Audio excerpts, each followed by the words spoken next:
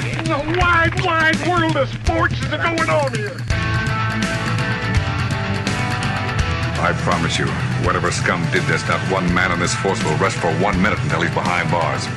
Now let's grab a bite to eat. Yeah, come on. I feel the hot wind on my shoulder and the touch of a world that is older.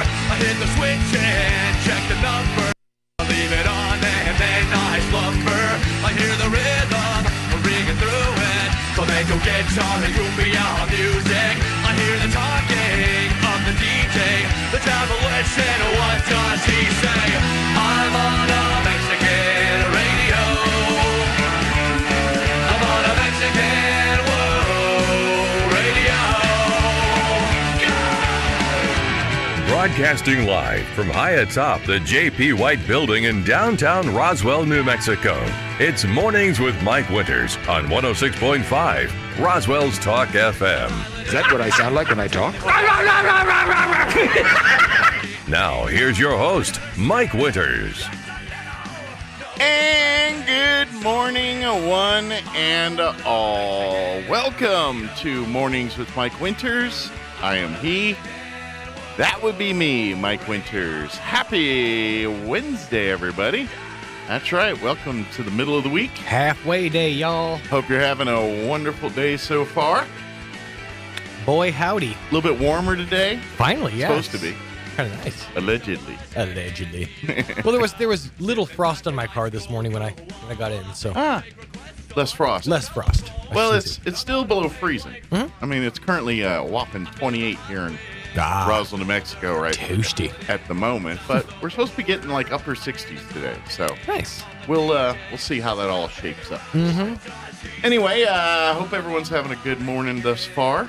Yeah. I have a question. All right. More of an opinion. Okay. I don't. I'm going to keep doing what I'm going to do because I like it. But so I'm not asking so I can stop. Yes, but I want an opinion. Everyone has told me in my inner circle that I'm fine. But I think I've crossed an old... I feel like this is one of those questions where the follow-up should be, have you asked a doctor? Have you talked to your urologist? We're getting there. Does this look infected here? No. But I've entered what I think many have considered a phase that would be like an old man phase. Okay. And I now yell at pigeons on the streets. It's No. I went with a style choice. Okay. That is way more convenient, works to a T, but is considered old man move. Oh no! And I got to take my headphones off because I want you to see. I want your opinion. Okay. Is this officially old man now? Oh no, blue blockers. Oh no. Yeah, that's real, old man. But how comfortable are these? No, I know, I get it. I understand. Being a man that's worn glasses my whole life, having only access to clip-ons ever. How great are these? I get it. Like, dude. From the perspective of how nice that is, I get it. Yeah. Take them off, please, right now. Please take them off. Does it look old man? It looks like you're about to climb into a Ford Taurus station wagon and head over to a family reunion where your responsibility was you were supposed to remind Ethel to bring the potato salad. Well, I've spent money on prescription glasses that I don't like. You're one of the few people that I know that has a pair of prescription glasses and prescription suns. And like you don't have the clip-ons. I don't like them. Why? Because they don't fit on my head. In fairness, how often are you reading with your need for sunglasses? I use them in my car pretty much only. Like these stay in the car. I brought them out for this. And I understand the inconvenience of having to take one pair off and put one pair on. Well, and the glasses I have don't fit right. I just don't like them. And I spend a lot of money on them. I don't want to get another pair. Why did you spend money on glasses that you weren't like happy with the shape and because they were originally, and then they are plastic and they've expanded and now they don't fit on my head right. I understand. No, I completely get it. and so I lean forward and they fall off and I'm just like, ugh. And these are all things that can be fixed with something as simple as like a croaky. Well, I found the... That's another old guy move you got to be careful with. Yeah. If you get a croaky, that can be kind of considered, unless you're like a white water rafter. Well, that's why if I'm going to go old man, It's This is okay. it, Now right you here. said these stay in the car, right? For the yeah. Okay. I will wear them out Okay. walking No, around okay. if I'm Oh, outside you're the gonna take car. them- but you're gonna wear them to the bird park. That's where it Well, starts. I don't go to the bird park. Yet. but I'm telling Mike, you keep wearing those glasses, and I say yet. You will end up in the bird. You will end up on a bench throwing pieces of bread to ducks. Now, in all fairness, these don't look like my grandmother's blue blockers. Dude, These are like they a more kind- stylish blue blocker. It looks like you're about to go to bingo. It really does. I don't care. That's just I it. know I you don't care. And that's the thing. That's how I know you're officially at that point. And that, yes, you have crossed that threshold because you're comfortable. You're more comfortable in comfort than you are in style, which I appreciate 100%. Yeah. Now, please take them off. These are amazing. Please take I them love off. these. They cost me $20. We can just dim the studio, man. You They don't got to cost do me this. $20 at Walgreens. Yeah. At And- Walgreens. Yeah. Did you buy them next to the canes and tennis balls? No, they were in the sunglass little hut there. Oh, Michael. I love these, I know. I understand. and I'm proud of them. And I'm gonna bring these back. Bring black and blue blockers. Almost slipped that one out. I'm bringing it back. All right. I really did it. It was close. Hey, that's not good. Portability. That's what we'll call it. Oh, Yeah. never mind. It's my glasses. Oh, look at that. Not only do they block blue, they block work. And UV rays. I got to get me a pair of those. They block work, huh? Yeah. Huh. Yeah. I'm Done. telling you, these things are. That's Yeah. I kind of felt like you were about to present a K-Tel Records collection. I was waiting for it. Ladies and gentlemen. A little sway, you know. They had a very Stevie Wonder vibe to them. Yeah. Mm-hmm. Yeah. I think, and I understand that so they're open on the sides. Those aren't actual Yeah. like lenses on the sides. Yeah. Okay. It's open. See, now I thought Would you like that to try them on? I mean, I feel like now I have to. I'm telling you. Okay. Now your glasses are shaped a little different than mine. A tad, so. but they're designed one size fits most. So Yeah. okay, all right. Yeah. Isn't that amazing? I hate this. And you don't look I mean, bad. I hate that I love this. Right? It's amazing. It is very nice. That is amazing. It is. My eyes are very much. It's like you saw a new world, right? You're just like, oh my yes, goodness. but I also feel like I should be asking for change on a corner. So be it. Someone wants to slip give me me a a- dollar, I'll take it. Give me a cup and a cane, possibly a bongo. I don't know. I'm telling you, want to slip me a dollar, I'll Throw out take some it. beat poetry.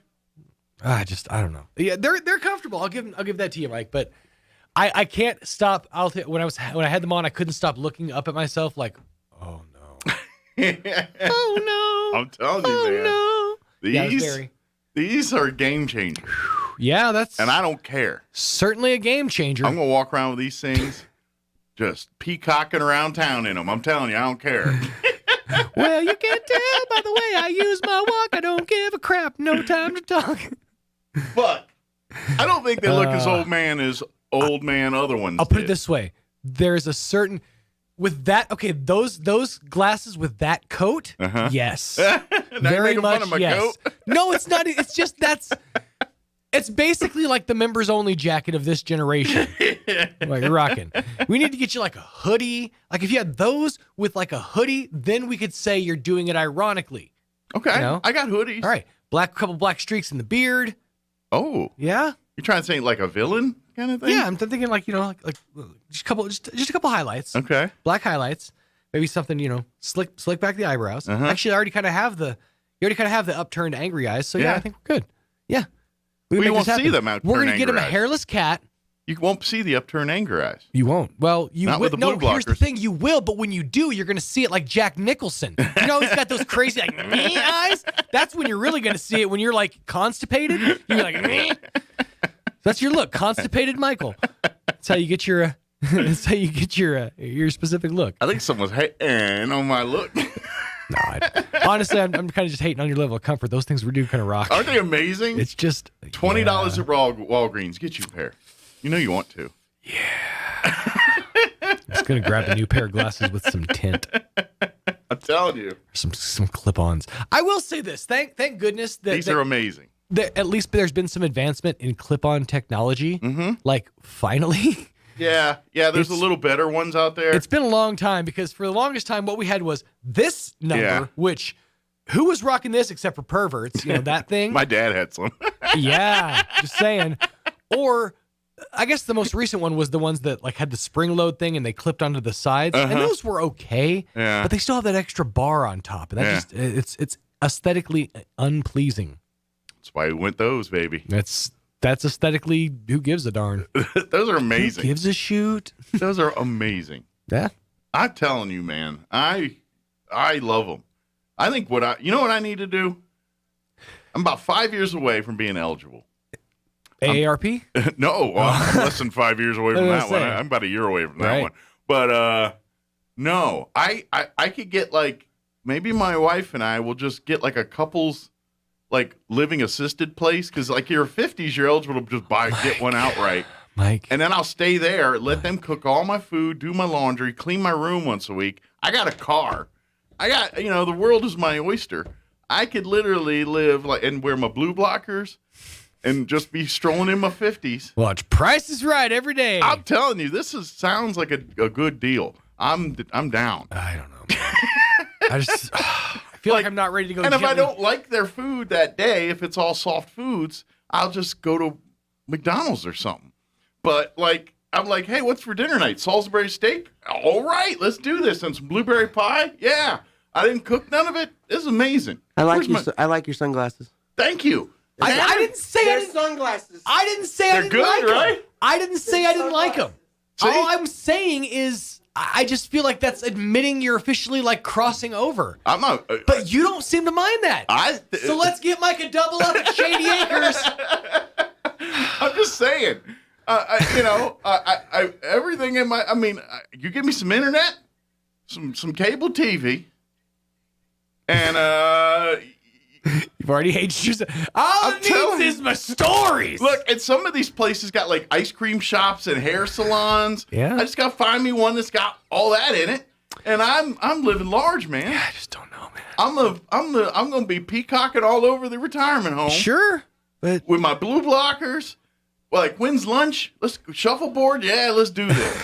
I'm down. Pickleball, you bet. You have crossed over. There's no stopping this. What I'm trying to do is pull you back out of the mirror, and you're already crossed over into the other side. I'm like, you're ready to see how far down Alice's rabbit hole goes. I get it. If it just takes the glasses to get me in the club, then I feel like that was like it's time to party. That's almost like the key in the door. That and then like short socks and flip flops are great. Like gray knee socks and flip flops are your next step. I'm not there. Not knee socks, but like the high socks. Mid calf. Yeah, you know the ones I'm talking about. You know exactly the ones I'm talking about, and not even like flip flops, but like thong flip flops. the leather brown, where it has to obviously dig into the sock. Like that's not what's supposed to happen, and you know that, but you're still willing to let that happen. You know the shoe that really, it's almost like not Crocs, but the predecessors to Crocs. And what I mean is the old man brown sandal that was pretty much all leather from the toe, except for like it's like a woven mat pattern. Yeah. And there's enough gap between the pad, like a couple millimeters of foot in between the leather there, and it's almost a shoe. I know exactly what you're talking about. But they wear them like a sandal. Mm-hmm. Those, I almost call them like before Crocs. I was going to venture to Birkenstocks, but no, I know exactly what you're talking Crocs about. Is what we're talking. They were like, it's like, I'm trying to think of the thatchwork material. It's basically like balsa wood shoes, essentially. Yeah. Like they were like super splintery. My grandpa had a pair of those. Yep. Basically just the loafiest loafers. Yeah. Everyone's grandpa had a pair of them. Uh-huh. I think that was the thing. Which is why I was triggered when I said Ford Taurus station wagon, because that's exactly what my grandparents drove for so many years. Oof. There was every grandpa had those shoes, just like every household in the 80s had that gold clock in the bubble with the little spinny thing. Yep. Same thing from the makers of those and the big giant wooden spoon and fork. Come those shoes. Mm-hmm. Yeah. Yeah, we had other odd things. We had a wooden. Mine had a wooden Doberman. They guarded the door. Dog scared the bejesus out of me for most of my life. Young life. I think back east we had lawn jockeys. Those got replaced back The lawn jockey. It's basically it serves the same purpose. Those are a faux pas nowadays. It all serves the same. We're just trying to keep gnomes at bay. People might saboteur your house if you got lawn jockeys hanging out there now. I never thought about it, but Wooden Doberman did get stuff done because I was scared poopless most of my But the more I life. think about it, why were those lawn jockeys popular? I mean, they weren't pretty. No. They looked antiquated and outdated, but a lot of people just had them sitting out there on their front tradition. lawns. I mean, tradition dictates a lot of things. I literally just looked over your shoulder and realized I've been doing a horrible job keeping your points set up. Oh, is it dying? I haven't watered it in a while. It's after Christmas. It is. Nobody cares. I know. Put on your big blue blockers and ignoring the world. Block out a lot. Get big shades. Yeah, why don't you give us the I should do the rundown? whole show with my glasses. Just put them on. You'll never know where you're looking. I wonder if people are going to start talking louder to me when I wear them.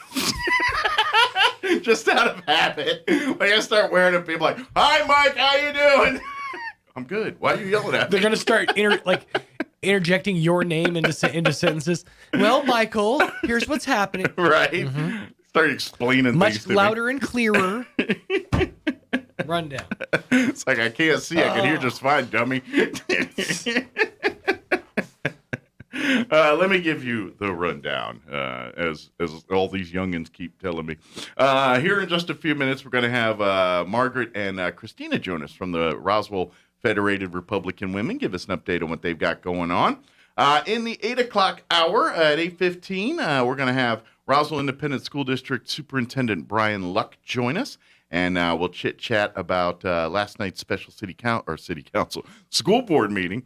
We could talk city council. That's not his thing, but we'll talk school board meeting. Of course, the new school board members were officially brought into the fold last night, so we'll talk about that and other things that took place.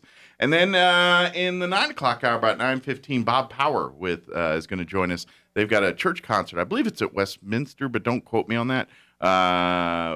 Coming up this weekend, so we'll talk about that with Bob here. Plus, we'll have all of your features that include the news of the local and national variety, along with your town hall business update, and Kim Commando and Sean Hannity and all that good stuff, and whatever else we can come up with for today's show. My glasses are sweet. Don't let anybody tell you any different. All right, it is 7:22. Let's get you up to date with the weather. By the way, plenty of sun today. Good day for some blue blocker sunglasses, just saying. Here it is. I'm meteorologist Steve Hamilton with your Pecos Valley weather. A little bit of downslope wind coming off the mountains today, and that'll keep things pretty mild around our area with sunshine. Our afternoon high in the mid-60s. Kind of cold overnight, down to 25 or 30 for the overnight low and clear, and then we're back in the mid-60s with a sunny day coming up on Thursday. Friday looks good, a few degrees warmer, upper 60s and sunny. That's your latest forecast. I'm meteorologist Steve Hamilton. And thank you, Steve. Currently 28 degrees here in Roswell. Humidity is at 51%. Winds currently out of the northwest at 3 miles per hour. Actually, pretty nice day today. Sunny skies, 67 with a high today. Northwest winds at 5 to 10 miles per hour. Tonight, clear skies, overnight low at 27. Winds will be out of the south at around 5 miles per hour. Thursday, another warm day, 68 and sunny tomorrow. Winds will be out of the north at around 5 miles per hour. Tomorrow night, clear, partly cloudy skies with an overnight low of 31. Friday, I'm bringing out my blue blockers because it's going to be sunny and 71, and I'm going to be wearing them and sporting them like a champ. Don't you all make fun. Don't you all be hating, I know. Northwest winds 5 to 10 miles per hour. Friday night, partly cloudy with an overnight low of 31. Saturday, enjoy Friday because Saturday will be much cooler. Sunny skies, high of only 51 on Saturday. They took away all that rain stuff. They were teasing us like Monday with rain chances like Friday, Saturday. Then yesterday, like maybe a little bit of rain Saturday. Now, no mention of rain.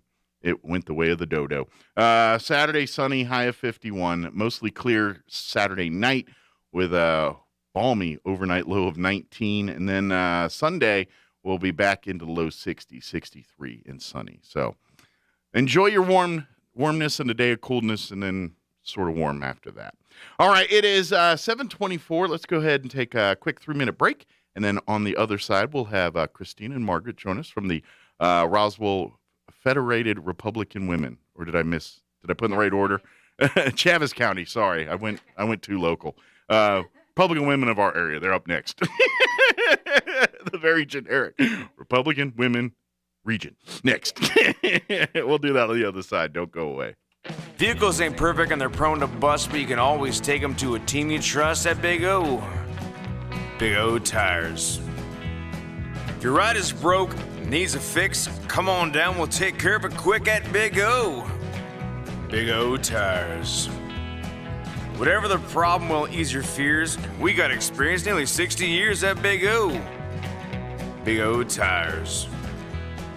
You need skilled help? The St. Mirage is a team of experts in our garage at Big O. Big O Tires. Right now, come in and save $100 instantly on select sets of 4 tires from Hankook, Toyo, Continental, Nitto, General, Pirelli, Goodyear, and Nexen. Big O Tires, the team you trust. Installation charges extra. Required on all 4 tires. Disposal fees extra and up to 10% shop fee based on non-discounted regular retail price not to exceed $35 where permitted. Not valid with other offers. Valid at participating locations. Expires 1/30/2022. You may have heard of SmartHub. SmartHub is Central Valley Electric's online tool for members to manage their electric account. With SmartHub, not only can you securely pay your bill online, you can view your detailed electric use 24 hours a day. You can report an outage while staying up to date with the latest co-op news, compare past and current electric use. Sign up for paperless billing or reoccurring payment so that your payment is never late. The best thing is you can access SmartHub from your computer, tablet, or smartphone, so it goes everywhere you go. Visit cvecoop.org to get started or give us a call.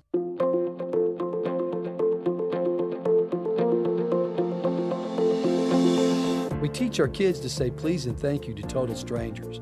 But we get so familiar in our marriages and families, we stop being polite to each other. Hi, this is Pastor Troy and my wife, Miss Julie Smotherman, for The Joy of Marriage. In the love chapter of 1 Corinthians 13, it says that love is patient and kind.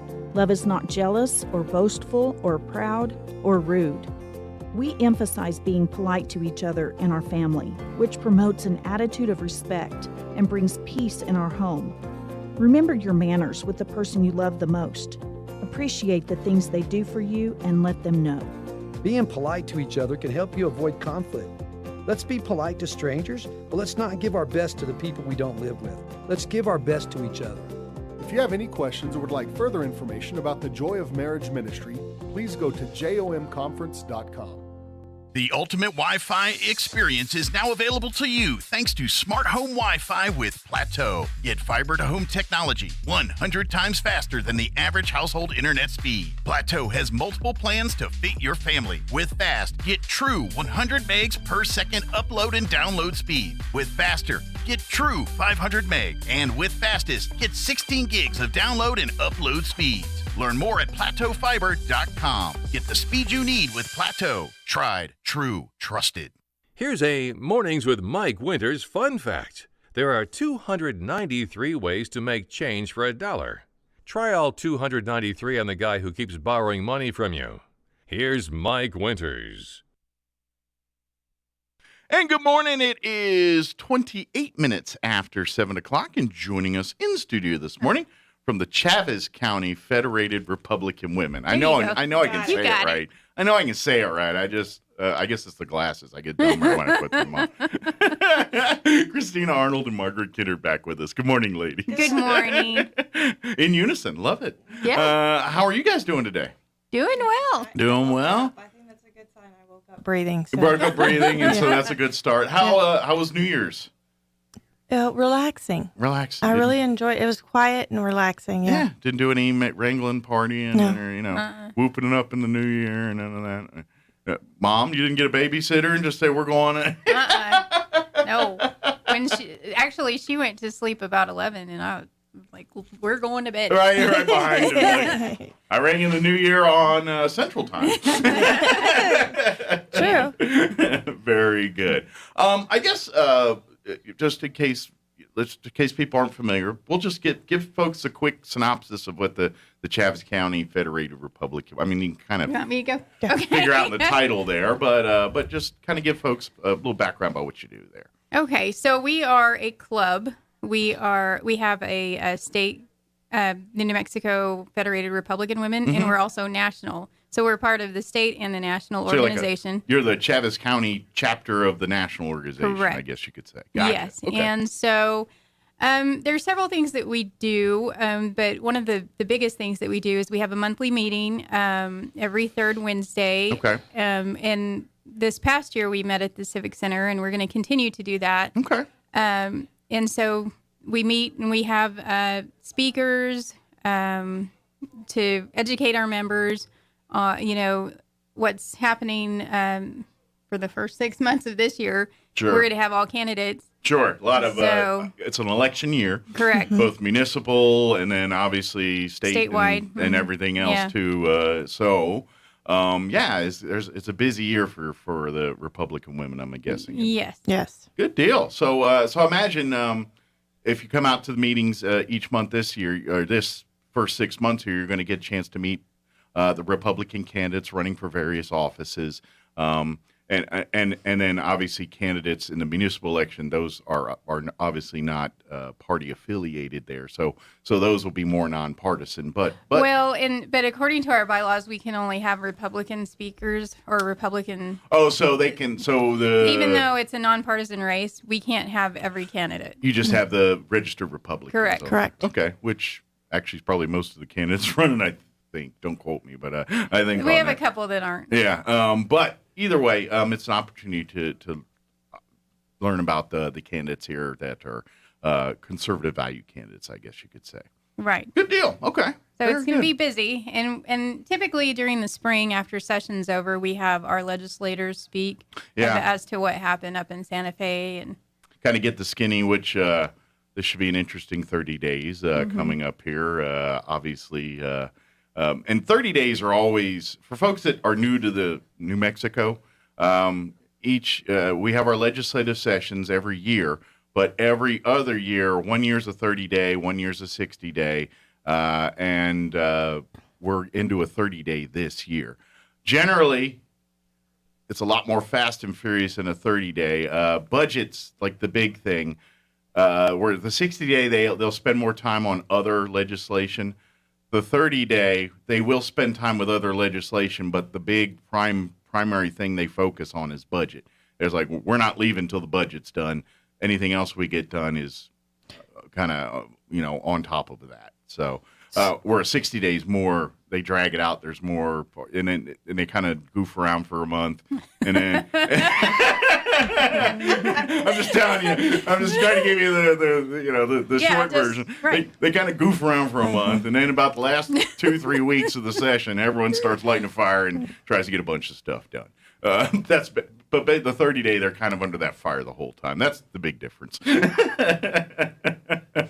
I'm sorry, you were getting. I was just going to add to when it comes to a 30-day session when it's regarding the budget, they can only actually submit certain legislation that pertains in. So it's very pointed, the legislation that gets in. They're trying to keep them on task. On for task. That 30 but you're days. right. First 2 weeks is just hobnobbing. Pretty much. Yeah. Pretty much. Even in the COVID world, they're still hobnobbing here. But as far as like what you guys are seeing and things on the pipeline from your perspective, what's some of that stuff that you guys are looking at right now as far as the Federated Republic of Women? Is there certain issues that you guys are looking at in the state or looking at representatives saying, hey, this is stuff we'd like you guys to keep a radar on here in this legislative session? She's looking at me.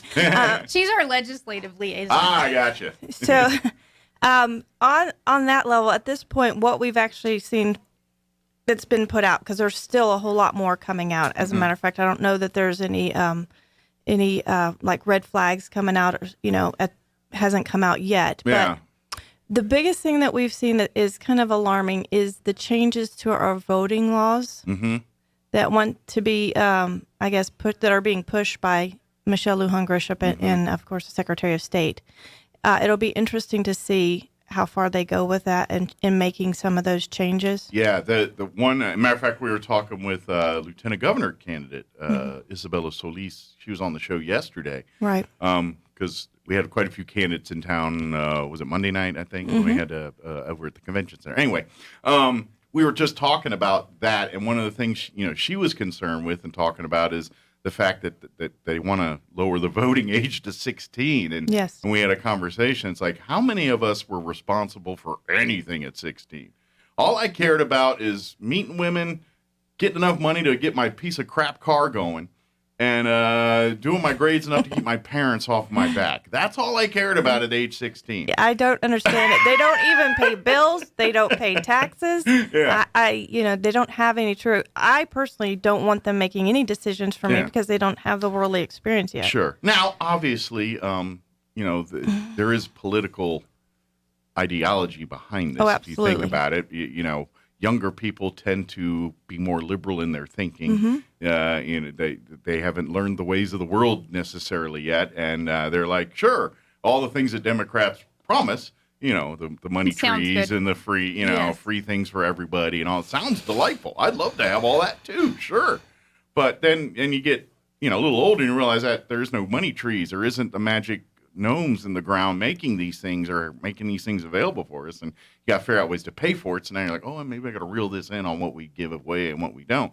But that's the ideology. Is a younger person generally is going to be more liberal. Therefore, hey, we're starting the farm system to make more Democrats and more liberals here, right. And that's now there's always exceptions to every rule, but that's the political behind this age thing. If you're looking and saying, what's wrong with letting younger people vote? Well, because it skews the political ideology. You're giving. There's enough science out there that can tell you a 16-year-old brain is not fully developed yet. Maybe that's not the people you want making decisions that impact so many people yet. There's a reason why, we have milestones in people's lives on when they're, we deem them responsible enough to do things, I read an article not too long ago where it said that, you're not really matured until you're like 26 or 27. Well, I can attest to that. I was about to say how many men, women dated dudes that are 22 and they act like they're 12. Right. I'm 48 and I act like I'm 13. All right.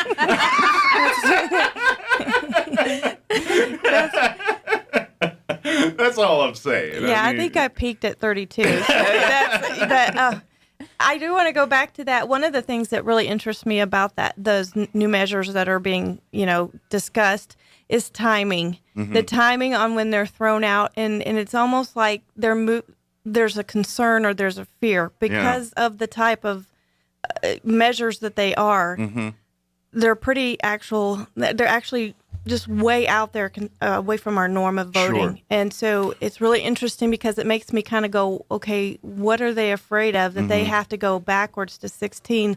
And if it continues to get worse, are they going to go all the way back to 12? Sure. So, when does it stop? Well, and what's going on, and this is nationally, this isn't just here in New Mexico or in our neighborhoods, this is nationally. I mean, we have, when you use vocabulary and words, you hear terms like progressive and things like that.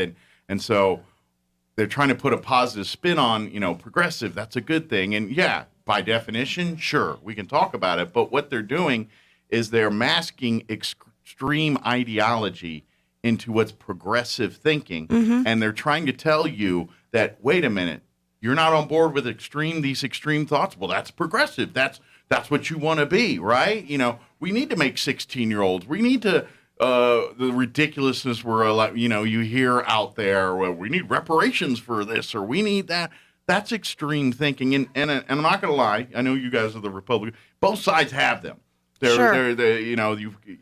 The Republicans, unfortunately, they've got lumped in with all the Proud Boy and that extreme side where it's the neo-Nazis and all that. And so you've got one side thinking, oh, you're conservative, therefore you're a neo-Nazi Proud Boy. And then the other side saying, oh, wait a minute, you're a Democrat, therefore are you for progressive, the 16-year-olds and let's, all the other extreme things we've heard out there and that people want to do. And we need to kind of separate those from the main part. Like, at the end of the day, the true heart of the Republican, and I'd even say in some extents the Democrat Party, is more a bit of a moderate give. We're conservative or we're liberal in some things, but at the end of the day, we all understand law, the rule of law. There's certain things that are just part of humanity, and we need to make sure we stick to those. And unfortunately, you've got extremes on both sides kind of saying, no, why are those rules like that? And that's, I think, kind of part of what the mess is we're sitting in and globally right now. To me, it's actually emotion versus logic. Yeah. On both sides. Yeah, yeah. You have extreme emotion and reaction out of that emotion, and then you have the logic sitting here going, okay, that's a little much. That's a little much. Yeah, exactly. Both sides are doing that. And we're in the perfect storm of technology, and a lot more people have access to information than 20, 30 years ago. And that's a good thing and a dangerous thing. And now we're experiencing all of that because we had people 40 years ago that thought the same dumb things that people are saying now.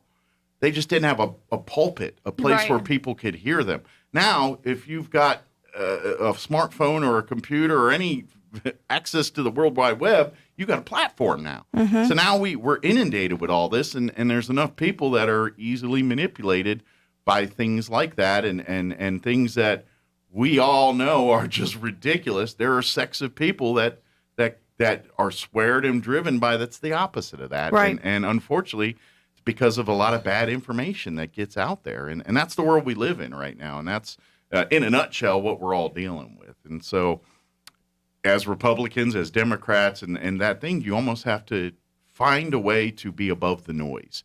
And, stick to the issues that are important to you, that are real issues. And things like letting 16-year-olds vote, to me, that's a waste of time. That's, right.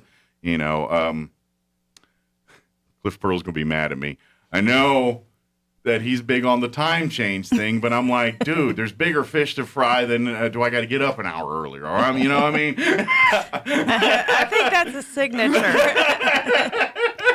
I personally would like to not have to go back and forth. But, because it's just, it's, yeah. In terms of radio, unless everybody does it, it's a nightmare. Oh, I see. Like if the whole country did it, then it's great. But if we're doing it in Arizona's one time, I don't know when the heck the Rush Limbaugh show would have been on. You know what I mean? That's just, so I'm a little selfish there, But I'm just, and I'm making it kind of in jest, but I mean, when I say that, but I just, that's where, our leaders, our politicians need to, understand, you can't, I get there's younger generations coming in, you're a Ocasio-Cortez, all that mess going in, and they're going to, and there's nothing wrong with them coming in with a fresh idea on things, but you need the adult in the room to say, okay, I get what you're saying, but that's dumb. Move on now. Well, let me hang out in the room here, and now I can show you kind of what you're wanting, but in a way that's more beneficial to everybody, not just I'm going to walk in the room and say dumb things. Well, I think it's like a power struggle. You see it within the Republican Party. You see it in the Democratic Party. Sure. And you have the younger people that are like, give us a shot. And then you have the older people that say, you don't know what you're doing. Yeah. And we need to find a balance there. Right. Yes. Yeah, absolutely. You're right. Because there are young people, great ideas and things, but you almost have to, you got to understand the way the world works. And that's the problem is people don't understand the way the world works. And I'm not saying there's a lot of things in the way the world works that should be changed, because there absolutely should. I've got lots of opinions that probably don't go with dyed in the wool one way or the other. I'm one of those people that thinks, why do we do what we do with the census? You want to fix racism? Ask one question. Right. I mean, other than doctors, who needs to know what race you are? Or, I mean, other than your healthcare professionals, I don't see a need to know what race you are, or, how many people live in your house. That's all, as long as we're all citizens and we're all Americans. Exactly. And then we're good to go. I don't care, because let's face it, all the programs that come out of Congress and everything else, your NAACP, I mean, anything financial, they're using race to determine this stuff. When you tell everybody, that's why they look, there's a large percentage of African Americans live here. There's a large percentage of Hispanics live here. They're targeting you and doing all that. All the targeting. It's so funny because I was going to post something on Facebook and I decided not to do it, but, pandering everywhere. Yeah. And it's,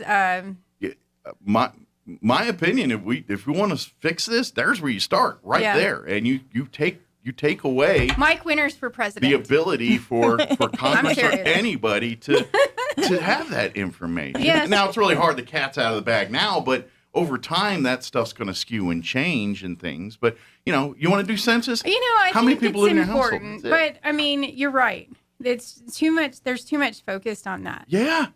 Instead of, you can't legislate hate. I'm sorry. There is no government on the planet that's going to create rules and laws that's going to prevent hate from happening. No. All you got to do is take away the obstacles that help. Like, and I'm getting way philosophical. I didn't mean to. It just kind of happened. It's early. But I mean, if why is there a need for that? There isn't. There just isn't.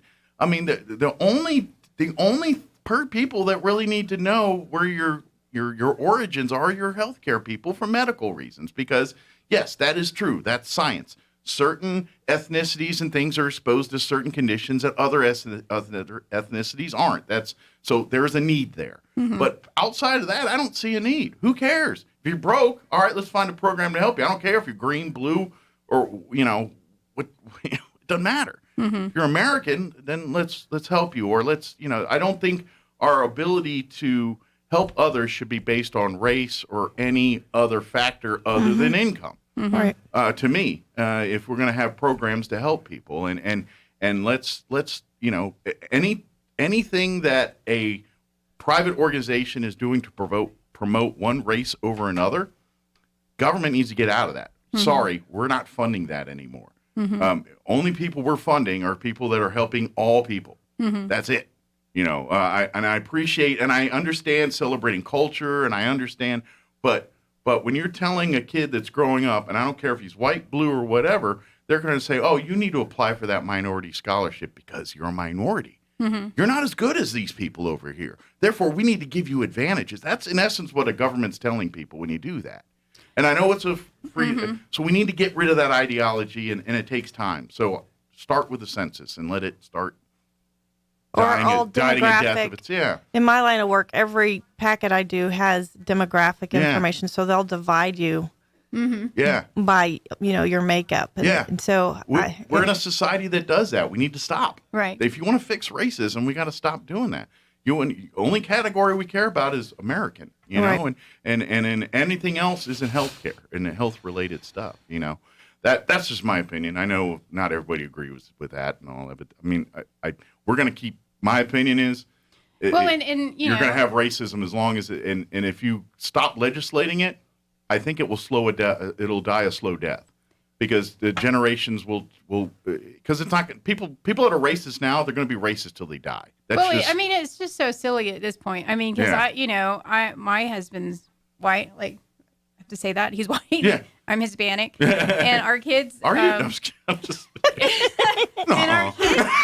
Our kids they look white, and so I mean, you just don't we don't even know. Yeah. Maybe people know 3 generations back, 4 generations back. Yeah. But, a small percentage really know. Yeah. Where. They're from or what they really are. Sure. And you know what? For your own personal, yes, be proud of your heritage, your culture, and celebrate all of that. But in terms of the government, no, you're not in that game. That's not your job. That's you're here to provide a fair playing field for everybody, as much as a government can. And anything that goes against that, you should be out of the business of. So my opinion, the government, federal government, and state government should be out of that business altogether. I think that it's fair for all. Stop making advantages for one over another or disadvantages for one over another by accident or on purpose, because all of that's creating that wedge and creating that that division, not diversity, division. That's the word I wanted. You actually make a very important point there, because it kind of just actually leads to the concept that government is always more. Yeah. Because that's, I believe, with affirmative action and some of these fair lending practices, their goal was to ensure that everybody had, equal opportunity. But if you don't have anyone assessing the actual, state of your economy and where people are, if they've grown, the mentality, because the way we were in the 70s when, affirmative action came in, I don't believe we have that same mindset. Yeah, I believe that we have actually grown in our thought, the way we actually look at each other. You're right. The government hasn't grown. They've only done more and more because it brings in funding. Sure. And so they found, hey, this is a pretty good racket we got going on here. Yes. And we have evolved past the need for that, in my opinion. There was a time, it's just like unions and things like that. Back when unions were started and all. They were needed. They were now. I'm not saying the role of a union can't serve some people, but you need to scale that way back. As in unions and the government on both of those issues, they've become what they were fighting. Yeah. Right. They went from the fighting the oppressors to being the oppressors. Yeah, exactly. You're absolutely right. I was trying to remember. There's that. The soft bigotry of low expectations. What you were talking about, you're a minority, so you need help. I think there's a real mindset there with that's crazy. Yeah, and I think unintentionally that's what we're doing. I think by telling people, oh, you should, because I'm trying to say this a little blunt, but if a black kid or a white kid comes out and they're playing and they're kids, and this is and I'm gonna get, and we're running short on time, but when I grew up in Maryland in D.C. It was I was a minority, and when in the neighborhoods I first grew up in, I was the minority, but I didn't know any better. I had friends that were black. I didn't know. We were just friends. Later, as I get told, it's like, oh, you hung out with all these black kids and all. I was like, yeah, they're my friends. I didn't know until someone told me later, and that's all I'm saying is let's stop telling people. Yeah, let's stop. It'll go away on its own if we stop creating it ourselves, or stop making it an issue. Exactly. Because if you don't mind, it don't matter. That's what I'm saying. And I think we'll get our goal of ending racism that way versus let's stand up and start fights and do all that's going on right now. And I think that's one of the things that Christina and I are battling. We're trying to, there's also this age, this age discrimination. Yeah. Like what we were talking about. We're kind of like the youngest people in the Republican women. Got you. Okay, so they kind of look at you guys.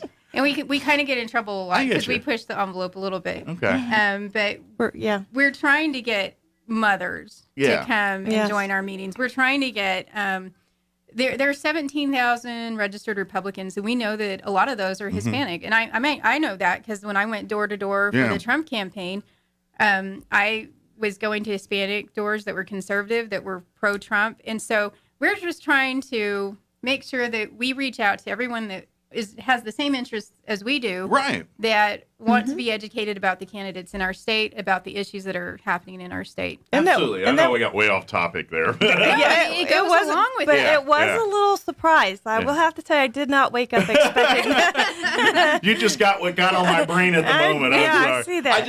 It's just one of these things that I've always had trouble because. Right. I'll be honest, I'm kind of libertarian in my, I'm one of those people. It's like, look, I know you defend your side, but both sides have done a lot of bad, and you got to recognize that, and to learn from it and do it, we got to recognize that. And so I've always been that. I do lean conservative on most of my, financially things. Socially, I'm a little like, that's not the government's role. That's between you and your family. Right. That's not their decision, and so that's where I lean a little more libertarian that way. But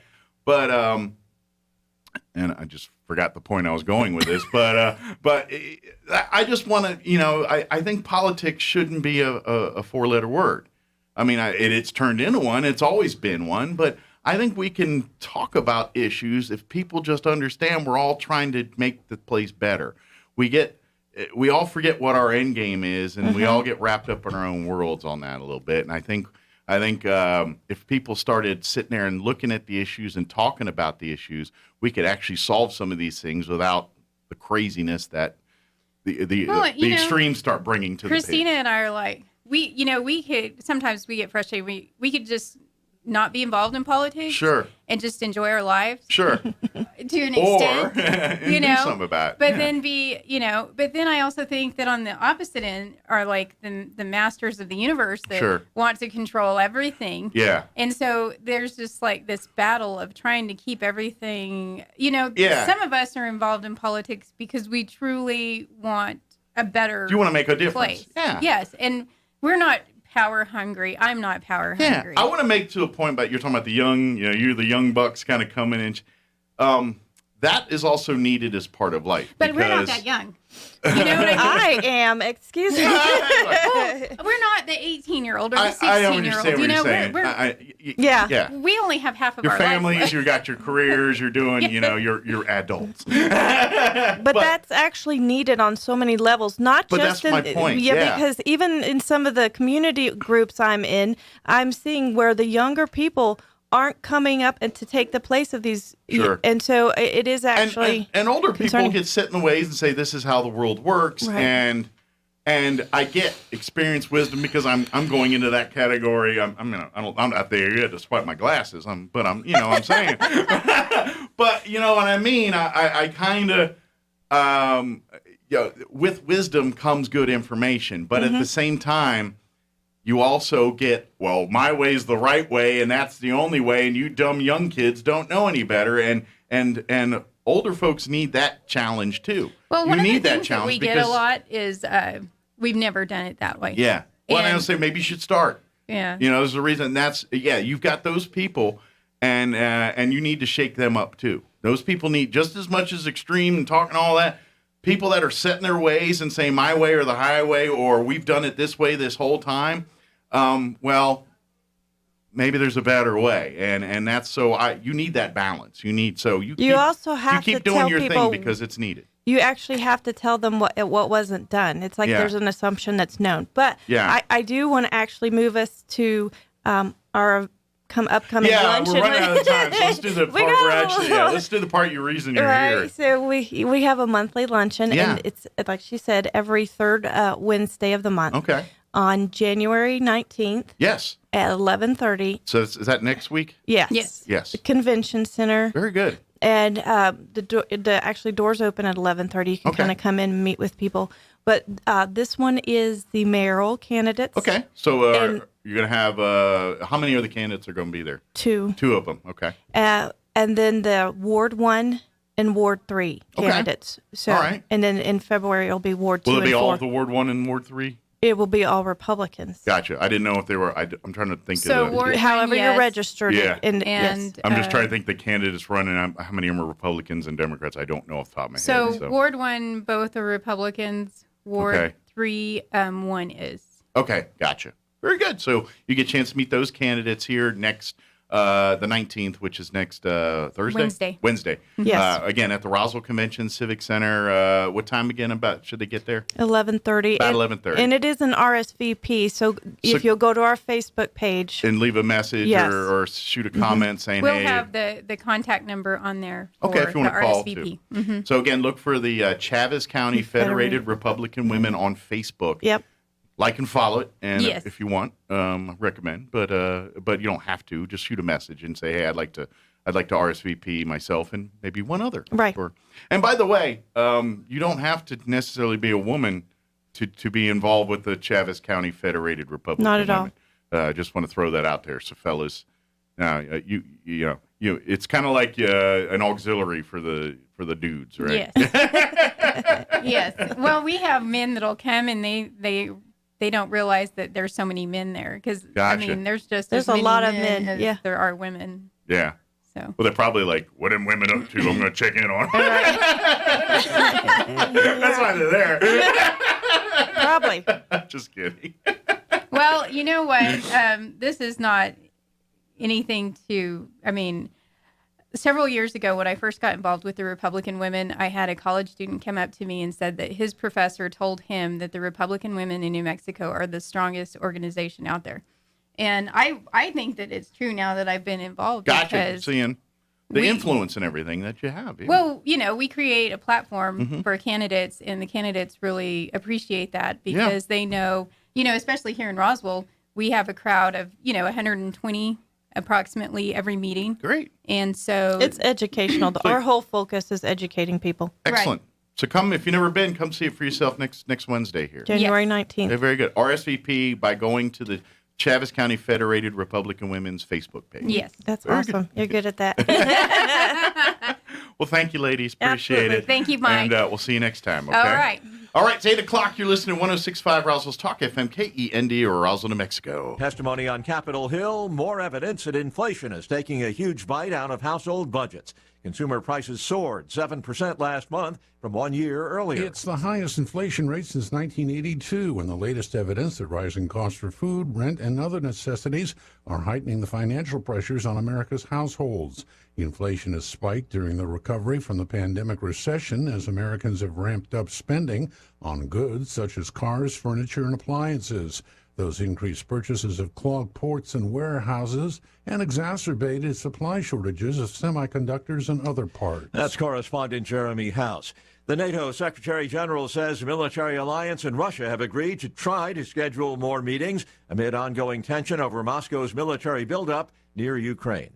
Is the coronavirus Omicron surge on its way out? The variant has proved so contagious that just a month and a half after the first cases were detected in the UK and the United States, it's running out of people to infect. Scientists say there are signs that Britain's wave of new daily coronavirus infections is dropping from a record peak and is about to do the same in the United States. Models from the University of Texas predict daily cases in the U.S. crested this week, while the University of Washington's model projects cases will peak by January 19th and then fall sharply, much like what happened in South Africa. Even with a drop-off, COVID deaths and pressure on hospitals will continue for weeks, and experts warn that much is still uncertain about the next phase of the pandemic. I'm Jennifer King. The crisis on the southern border persists. Townhall.com's Julio Rosas says the feds recently arrested a number of convicted sex offenders who illegally crossed into the U.S.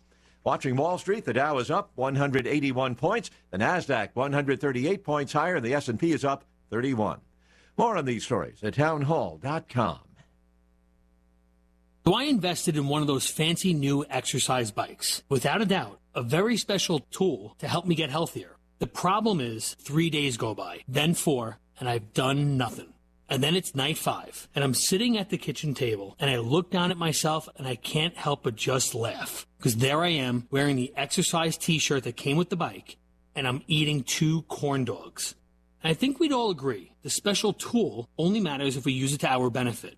At United Faith Mortgage, we believe we have an advantageous tool for you. Our mortgage team is an arm of a bigger company who is a direct lender, which means our company gets to use its own money and make its own decisions. There's no middleman, and often this allows us to get you a better rate on your refinance or new home purchase, which can save you monthly and lifelong money. We are United Faith Mortgage. United Faith Mortgage is a DBA of United Mortgage Corp. 25 Meadow Park Road, Melville, New York. Licensed mortgage banker. For all licensing information, go to NMLSConsumerAccess.org. Corporate NMLS number 1330. Equal housing lender. Licensed in Alaska, Hawaii, Georgia, Massachusetts, North Dakota, South Dakota, or Utah. Tennis star Novak Djokovic admits a mistake on a travel declaration completed before he arrived in Australia, stating that he had not traveled to any other country in the 2 weeks before flying to Melbourne. Djokovic says he has tried very hard to ensure other people's safety and compliance with testing obligations. He says he was not aware he had COVID when he presented awards to children the day after his positive test was confirmed, but accepts he made an error of judgment the following day by going ahead with an interview and photo shoot for L'Équipe newspaper when conscious he had tested positive. The Immigration Minister Alex Hawke is still deciding whether to exercise his personal discretion to send Djokovic home, despite a judge ruling on Monday that it was unreasonable for his visa to be cancelled on arrival at Melbourne Airport. The BBC's Russell Fuller. Austria's foreign minister says the EU wants to help Lebanon escape its economic meltdown, but only if the country's leaders crack down on government mismanagement and corruption. News and analysis at townhall.com. It's a yes vote for a union at a second Starbucks store in western New York State. Workers at the suburban Buffalo store voted 15-9 in favor of representation by Workers United, an affiliate of the Service Employees International Union. The National Labor Relations Board has confirmed the vote. Starbucks says it's evaluating its options and may appeal. Last month, Starbucks workers voted to unionize workers at a store in downtown Buffalo, making that store one of the first to unionize in Starbucks' 50-year history. John Scott reporting. China blocking more than a dozen U.S. airline flights to the country because some passengers on recent flights tested positive for COVID-19. The move, the latest development in a dispute between the two countries over international flights and rules that are supposed to prevent the spread of the coronavirus. Again on Wall Street this hour, the NASDAQ up 128 points. More on these stories at townhall.com.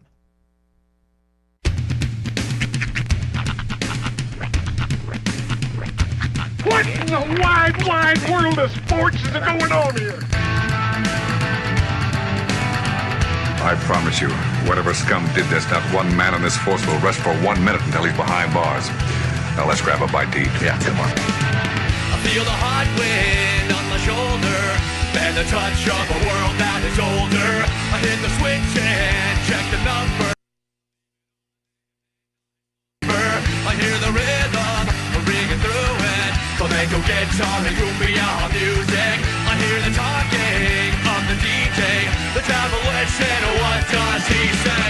I'm on a Mexican radio. I'm on a Mexican radio. Broadcasting live from high atop the J.P. White Building in downtown Roswell, New Mexico. It's Mornings with Mike Winters on 106.5 Roswell's Talk FM. Is that what I sound like when I talk? Now, here's your host, Mike Winters. And good morning. It is 6 minutes after 8 o'clock. Welcome to hour number 2. The deuce. Of Mornings with Mike Winters, right here on 106.5 Roswell's Talk FM. Happy Wednesday, everybody. Hope you're all having a wonderful day. Yeah, welcome to it. Yeah. Halfway day. Yeah. I was told I do look good in the glasses. I didn't say you didn't. I just said it's sort of taking a step over a certain threshold. Yeah. That's all I'll say. And I cartwheeled over. Sure. So I just want to make it clear because I think people are getting the wrong idea. I never said Mike didn't look good in the glasses. He looks great in them. They fit him. It's accepting of a specific place in life. And I'm accepting and I'm liking. Yeah. I mean, lean fully into it, though. I mean, like tweed pants. Oh. I'm thinking like dock shoes. I'm good with that.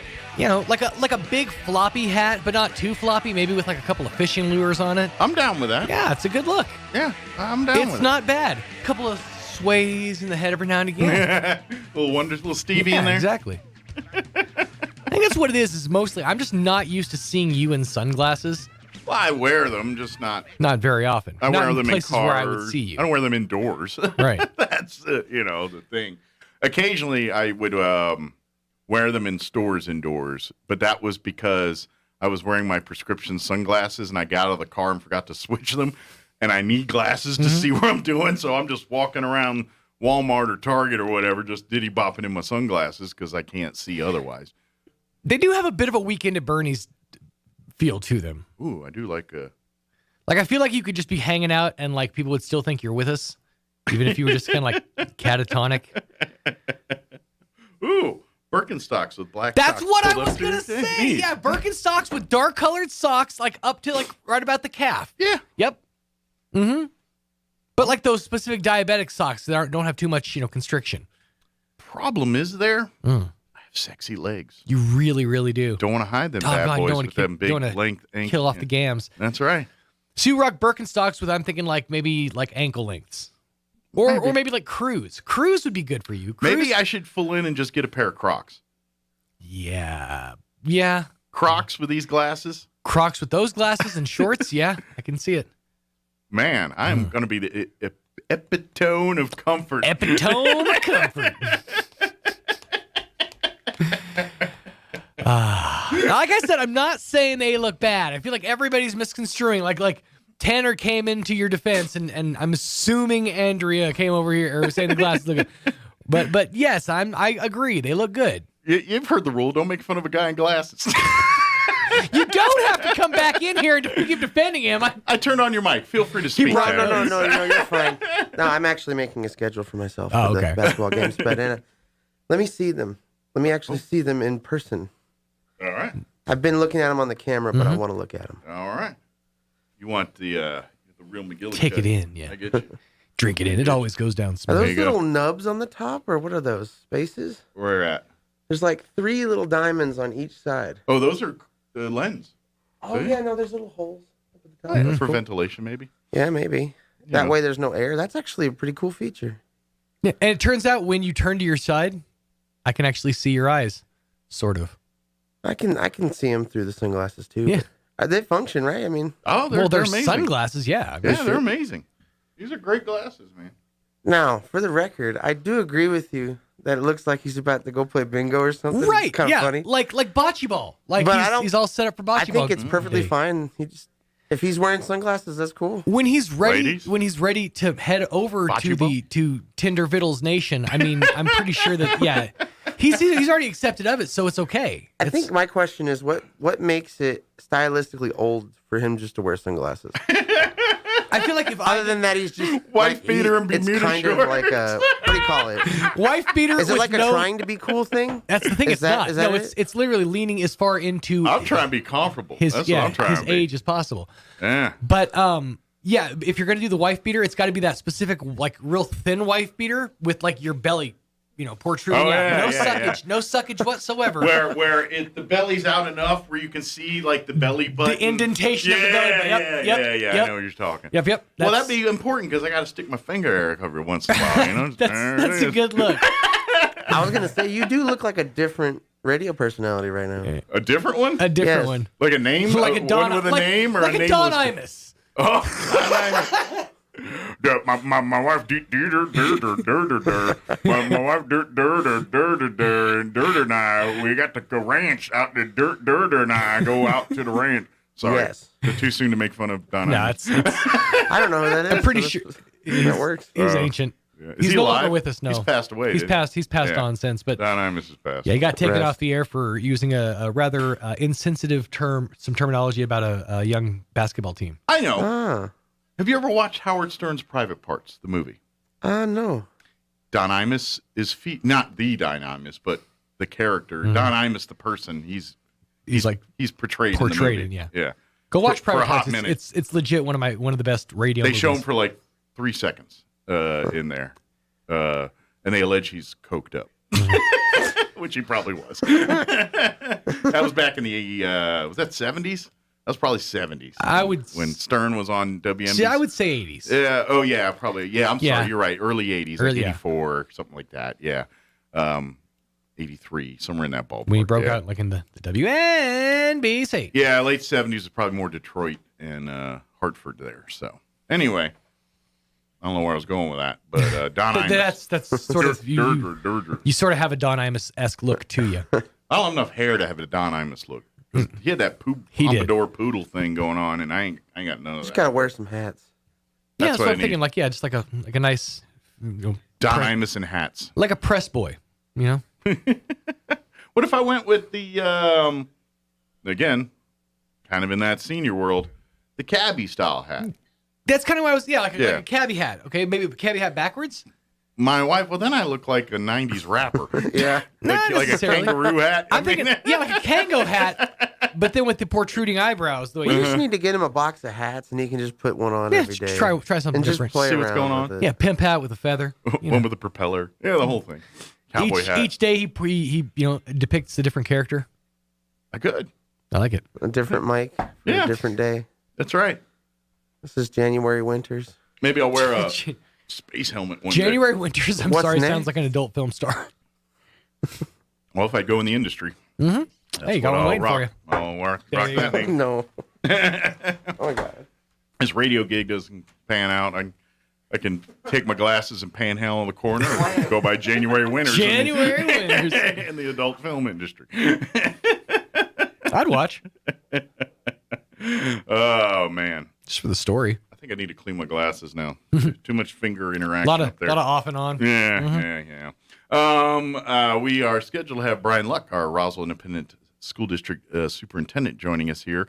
Is he here yet? I guess not, since Tanner was chit-chatting with us. I guess I believe he is, actually. Oh, is he? Yeah, there's a answer. Oh, he's cool. Right on. Sweet. Sorry, I couldn't see him with my glasses. These don't just block blue, they block guests, too. And so we'll get highlights from last night's school board meeting. Of course, they officially brought in the new school board members last night. They were sworn in. So we'll talk all about that with Brian here in just a little bit. It is 8:15. Before we do anything else, let's get you up to date on the weather. I'm meteorologist Steve Hamilton with your Pecos Valley weather. A little bit of downslope wind coming off the mountains today, and that'll keep things pretty mild around our area with sunshine. Our afternoon high in the mid-60s. Kind of cold overnight, down to 25 or 30 for the overnight low and clear, and then we're back in the mid-60s with a sunny day coming up on Thursday. Friday looks good, a few degrees warmer, upper 60s and sunny. That's your latest forecast. I'm meteorologist Steve Hamilton. Thank you, Steve. Currently 28 degrees here. You know what? That's not fresh. That is not fresh. I apologize. That was stale weather. Here we go. Fresh weather. Currently 31 degrees here in Roswell. See? Tastes fresher. Humidity is at 43%. Winds are out of the northwest at 3 miles per hour. Sunny today. 67. That's not bad. It is January. Don't forget. Northwest winds 5 to 10 miles per hour. Mostly clear tonight. Overnight low at 27. Winds will be out of the south at around 5 miles per hour. Thursday, sunny, 68. Winds out of the north at around 5 miles per hour. Thursday night, partly cloudy with an overnight low of 31. Friday, we're going to be in the 70s. Mostly sunny, 71 for a high. Northwest winds at around 5 to 10 miles per hour. But they can't make it too perfect for us. They're going to pick up the winds 15 to 20 for Friday afternoon. Saturday, sunny, highs much cooler, 51. About a 20-degree drop there from Friday to Saturday. That wind, remember that? Yeah. And then Sunday, we'll be back in the low 60s, sunny with a high of 63 expected. And then looks like next week we'll be in the upper 50s for Martin Luther King Jr. Day Monday, 59. And then Tuesday, we're going to be 67, so big warm-up from Monday to Tuesday of next week there. All right, it is 8:17. Let's go ahead and take a commercial break, and then Roswell Independent School. There's too many S's. Roswell Independent School District School Superintendent Brian Luck will join us here in just a minute. Don't go away. You're listening to Mornings with Mike Winters. Drive into a year that's new with a vehicle that's new, or new to you from your friends at the Tailgate Nation. Roswell Ford's inventory of pre-owned vehicles is bigger than it's ever been, the biggest in southeastern New Mexico. More than 140 excellent vehicles on the lot, just about every make and model of truck, including the popular Ford Super Duty. Plenty of SUVs, too, as well as luxury cars and sporty cars. Something for every family at every budget. All carefully inspected and fairly priced. And all come with a 3-day money-back guarantee so you can buy without being shy. If you have a really nice vehicle, Roswell Ford wants to buy it. We'll appraise it in about 20 minutes, then make you an offer that's better than other places. And Roswell Ford is now taking orders in person and online for the new Ford trucks and SUVs that will be arriving soon. So get your new year started right with a vehicle that's right from Roswell Ford, the Tailgate Nation, corner of 9th and Main. Hi, I'm Dennis Kintai, Mayor of Roswell. Since becoming mayor in 2014, we've accomplished a lot. We've cleaned out numerous derelict structures that spoil our neighborhoods. We've constructed a state-of-the-art aquatic center. We have built 2 new splash pads in city parks for families to enjoy. We have invested over $25 million to revitalize our air center. During the COVID-19 pandemic, the city of Roswell has stayed open and free while we work to ensure everyone's safety. Today, we are under attack from those trying to impose Santa Fe values on our way of life. I will always fight to keep Roswell values front and center. We've done a lot, but there's more to be done. I'm asking you to vote to keep me, Dennis Kintai, as your mayor on March 1st. Together, we can keep Roswell free. This is Dennis Kintai, and I approve of this ad. What does it mean to be a world-class university? To start, being ranked in the top 2% of universities in the world, and to be the only designated R1 highest research activity university in the state. It's about creating the most opportunities for students. And at the University of New Mexico, we do just that by offering affordable, top-tier education year after year and awarding millions in scholarships to our students. So, what are you waiting for? Apply to UNM at apply.unm.edu. When you think of home health care here in Roswell, what's the first thing that pops into your head? That's right, Frontier Medical. We've been doing it better than anyone else for over 20 years. From in-home nursing to physical therapy and so much more. Doctors and hospitals from Albuquerque to Lubbock and everywhere in between have been trusting their patients to us here at Frontier Medical. So when it's time to make a choice, remember Frontier Medical. 575-627-1112. Frontier Medical. Name to remember. When I'm ready for new furniture, I don't want to wait for it. I go to Glenn's Furniture, where everything is ready for immediate delivery. Beautiful power reclining furniture, gorgeous dining room sets and bedroom sets, and the world's most comfortable mattresses. Glenn's has the quality furniture I'm looking for at the best prices around, in stock and ready to go home. So don't wait around. Hurry to Glenn's Furniture at the corner of Union and Alameda, delivering for free since 1953. Serving part-time in the Army National Guard has led to a lot of firsts for me. The education assistance I received made it possible for me to be the first person in my family to go to school and graduate debt-free. That education helped get me to the first day at my dream job, a job that I can still hold while I serve part-time. That job, plus the other benefits possible from the Army National Guard, helped me become a first-time homeowner. Also, part of my role as a National Guard soldier means I know that I can be one of the first to respond and help my community if disaster ever strikes. I'm extremely proud that I get to serve my community, and that first step I took by joining the Army National Guard has made all the difference in my life. Talk to your local recruiter or visit NationalGuard.com to find out what firsts are available to you in the Army National Guard. Sponsored by the New Mexico Army National Guard. Aired by the New Mexico Broadcasters Association and this station. Here's a Mornings with Mike Winters fun fact.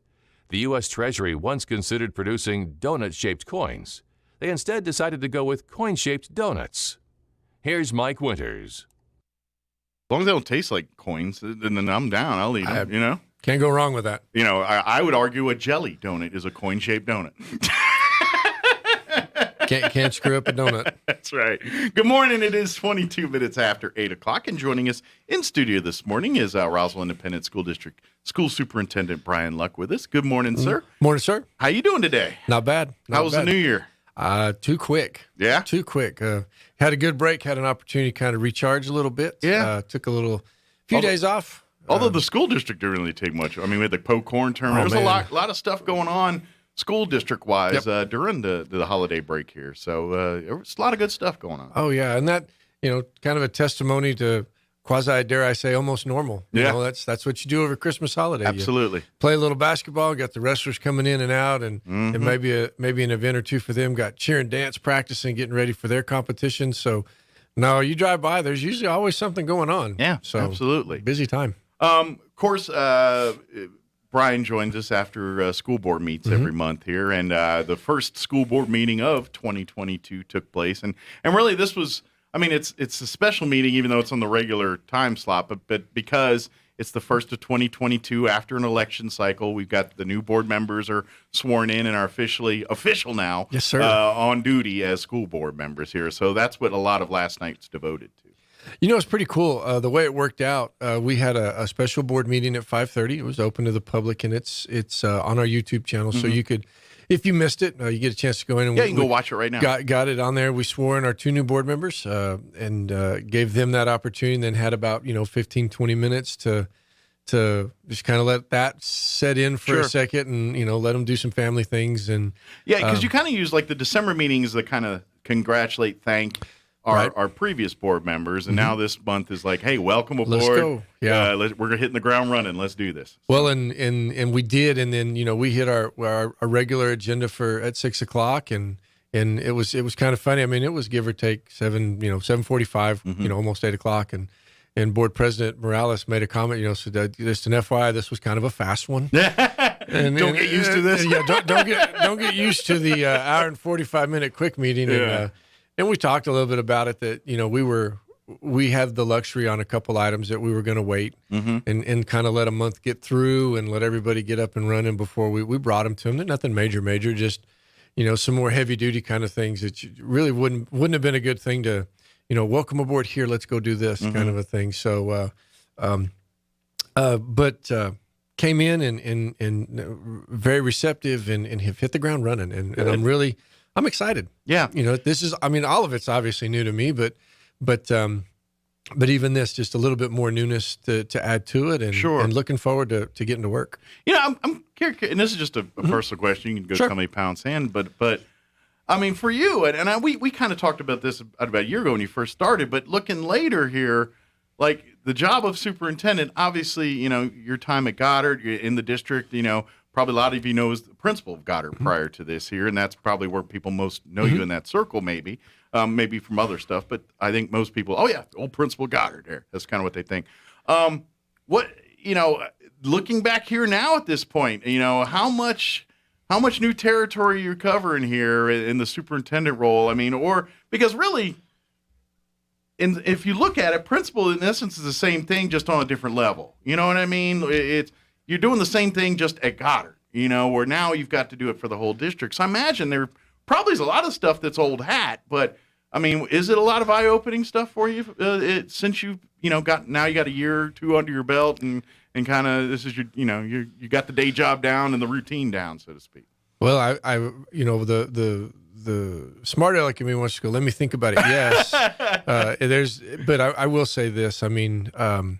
I think it's just like any other job. You can have an idea of what you think you're going into. Sure. But until you sit there and have everything kind of do what it's going to do. Sure. I'll be honest. I knew the people that were in front of me made the job look really easy. And I'm not saying I thought it was an easy job. Sure. I'm just saying they always seem to handle, and they just always seem to have the right answer. You saw the duck part you saw the above the water part of the duck instead of the below the water line. But it has been interesting. People ask, and I say, well, there's never a dull moment. I don't find hard to believe. But it's as the year has progressed, it's amazing to me. It's almost two jobs right now with COVID. That there is the job of superintendent, just like there would be a job of teacher right now. Yeah. And then there's a job of superintendent dealing with COVID, just like there's a job of teacher dealing with COVID. Yeah. And it's, you can't, every time you feel like you can just devote everything to that second one, something always seems to kind of keep popping its head up. The in and outs of the district, the staff at central office, like I said, I try just to stay out of their way. They know what they're doing. They've got great direction, and coming in and taking over with Mike's leadership and it, like I said, it was a fairly smooth transition.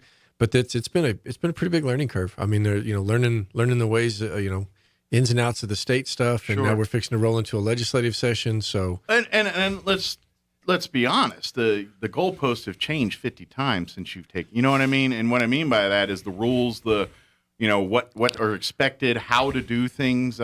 Just when you kind of get a system in, they turn around and say, oh, new variant, new thing, we gotta relook at our protocol here. And basically the district says, all right, well, here's what we got. And then you got to turn on a dime and do that. And there's always grumbling and things, but you know what? It gets done. And it happens, and that's a testament to the people that you're right. Call the RSD home here as employees. I think, as far as what you just said, I think like the staff, the teachers, the parents, that's the group that's had to for me, it's we'll have to do this differently. Sure. And then for everybody else, it's well, how are we supposed to do that? And how does that impact me as a parent? How does that impact me as a teacher? And a student, that's the group that's really weathered, I get frustrated and I can't imagine what it's like. But they're the ones actually, they're the ones in the trenches parts that are happening. And, they talk about turning a ship and I'm just like, from the top, turning the wheel, there's a lot of things that happen just to get those things moved. So, I've talked going out to the schools that,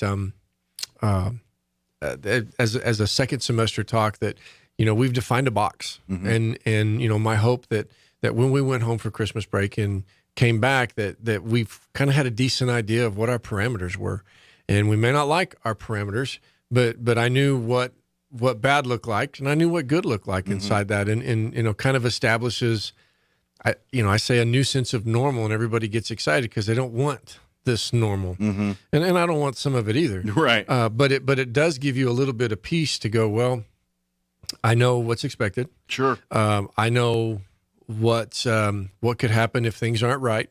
But again, we're here. We're in school. It's one of those things. It's like, okay, I may not like the marching orders, but at least I have marching orders. Right. At least I have an objective now, and I know what I've got to do.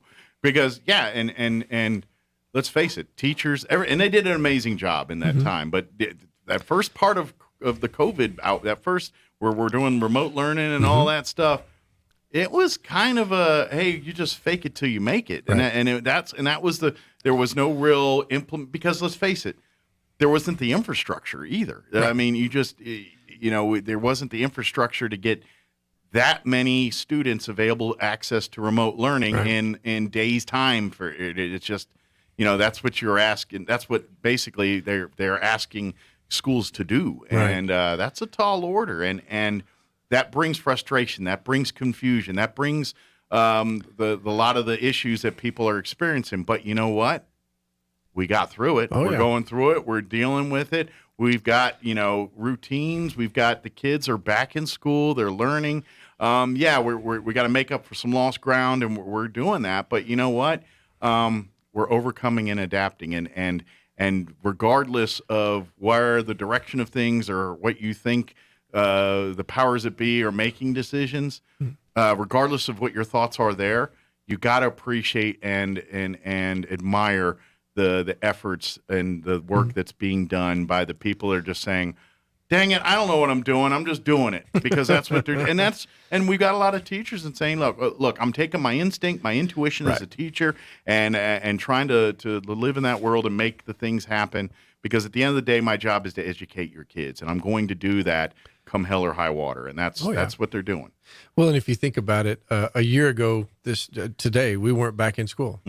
And I was visiting with a group of teachers the other day at one of the schools, and I brought that up. I said, February, give or take mid to late February is when we went back last year. And I said, that feels like years ago. And granted, the first semester was tough. That fall semester was tough. There was a lot of reacclimating, a lot of, even just, I think everybody had an idea of what was lost, but I don't think we knew to the degree and to the extent some of the softer skills that were lost. Come in, sit down. How to be a student in a school environment. That's, if you've never exposed to it, how are you supposed to know how to act in it? Well, and I laugh because I've gone into most buildings, and especially in the fall, I could find my second grade teachers just right away, and everybody's, well, what's so special about second grade? And I said, that was my COVID kids. Those were kindergartners that didn't get to finish the year, and they missed all of first grade basically. They got to learn to be students in school. And now, so basically, you've got somebody that's got 3/4 of a kindergarten education in a little bit bigger body, and oh, by the way, you're assuming that they have all of the other skills mastered that they would have always had in the second grade. And it's like I said, we've had some really interesting conversations about that.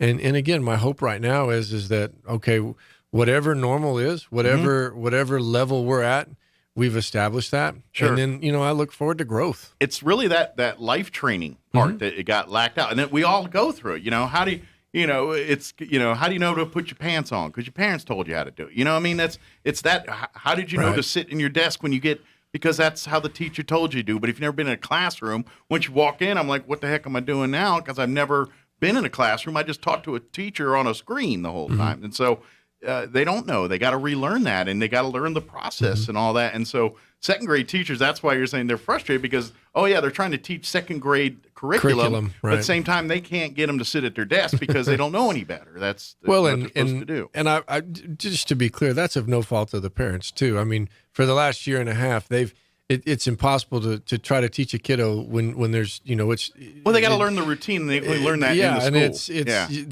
there's 22 other kids in a classroom in a kindergarten or first grade classroom, 20 kids, and there's no way you could have replicated that at your house. Sure, you're doing the best you could, and you were working with your kiddo. But there's just some things you can't replicate like that. We teach kids manners and everything else, obviously, Sure.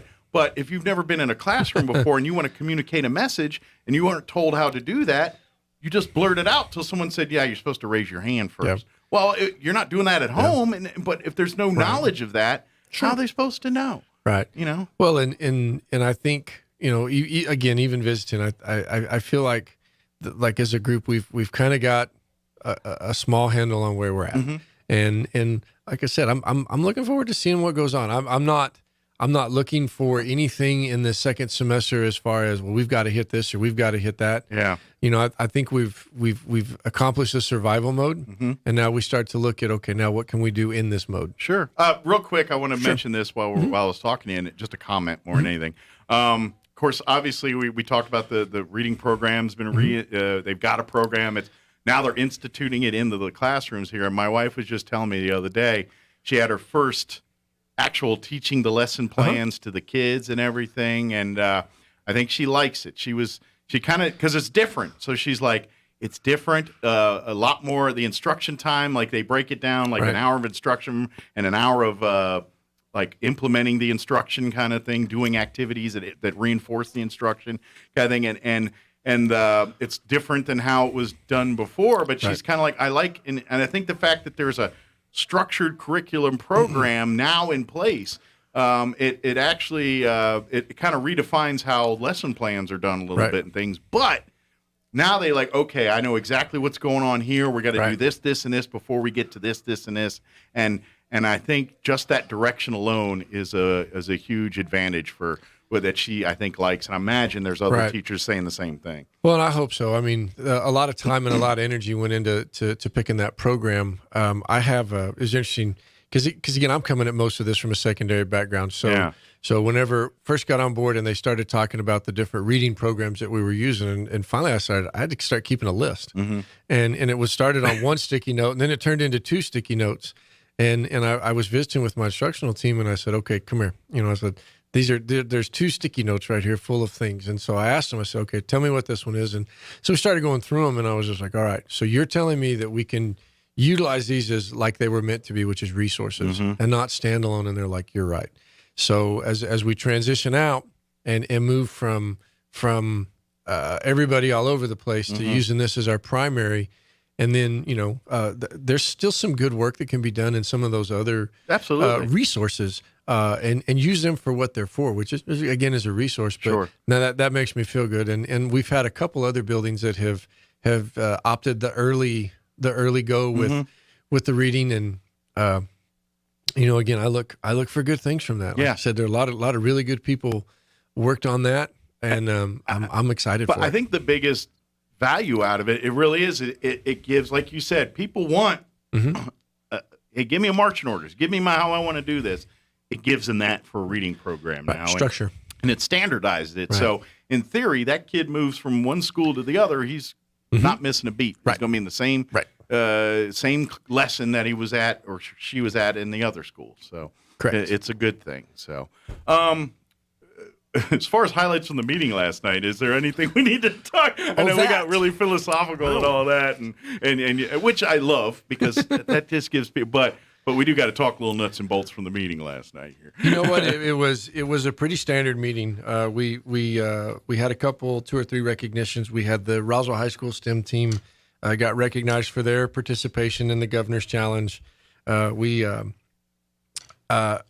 lady that was the front desk of the RISD, Lynn Suggs, had retired at Christmas, and took a minute just to kind of honor her. And it was funny because she wasn't saying anything. And, Mrs. Trujillo told her, said, if she would just say hello, y'all would all recognize her, because she was our primary receptionist there at the front desk for many years. And you probably don't realize how special she was till she wasn't there the next day after she retired. You're like, yes,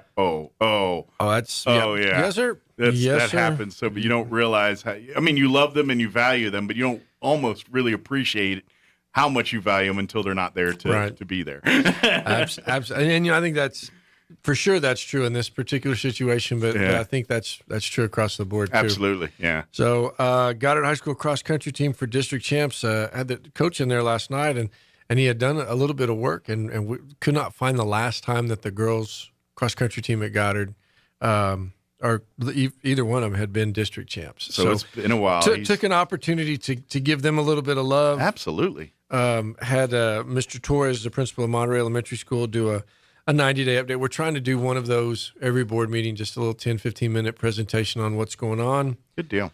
Went through consent agenda and then had a couple of action items, just had some donations, approved an RFP for ELL services, just some bid process for that. Okay.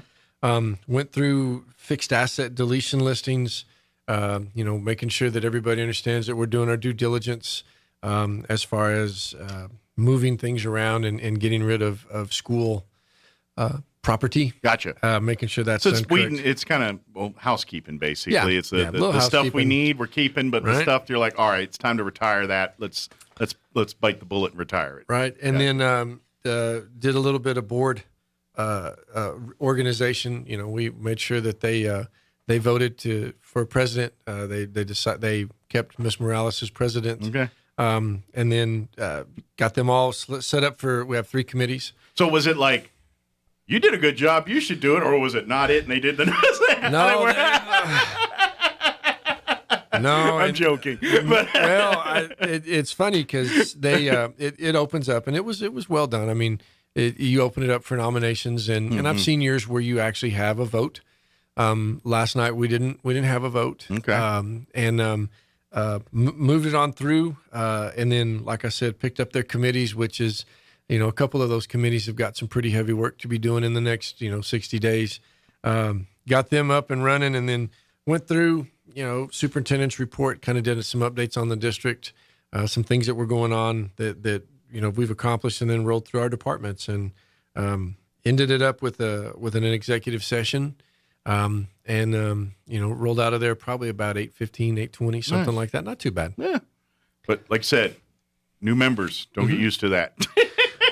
Well, it's funny because, I mean, I'd like to go home early too. Yeah. But I mean, when you're doing business, you're doing business. And it takes what it takes. Yeah. That's the thing that I've noticed is that there's different times of the year that the ebb and flow kind of goes through it. And I imagine here in a few months you'll start talking budget and stuff here, and those get a little weighty long because you got a lot of dollars moving around, and you got to account and make sure there's enough to go where it needs to go, and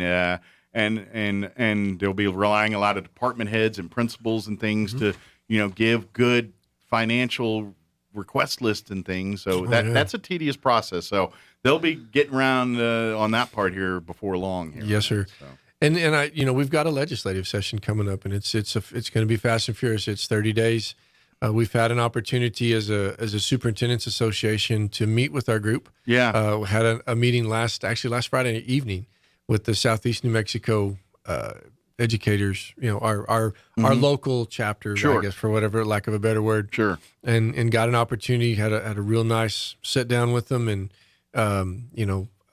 here's what we're seeing. These are the things that we're looking at, and just some good feedback from them. Just out of curiosity, is there anything on the superintendent or the Board of Education's really radar in this legislation? Is there certain things that you're like, all right, we need to make sure they got this one right? Is there anything like that? Tell you what, there's one big one, and this one is pretty huge for me, and it's hours versus days. Okay. We've always operated off of 1,080 hours.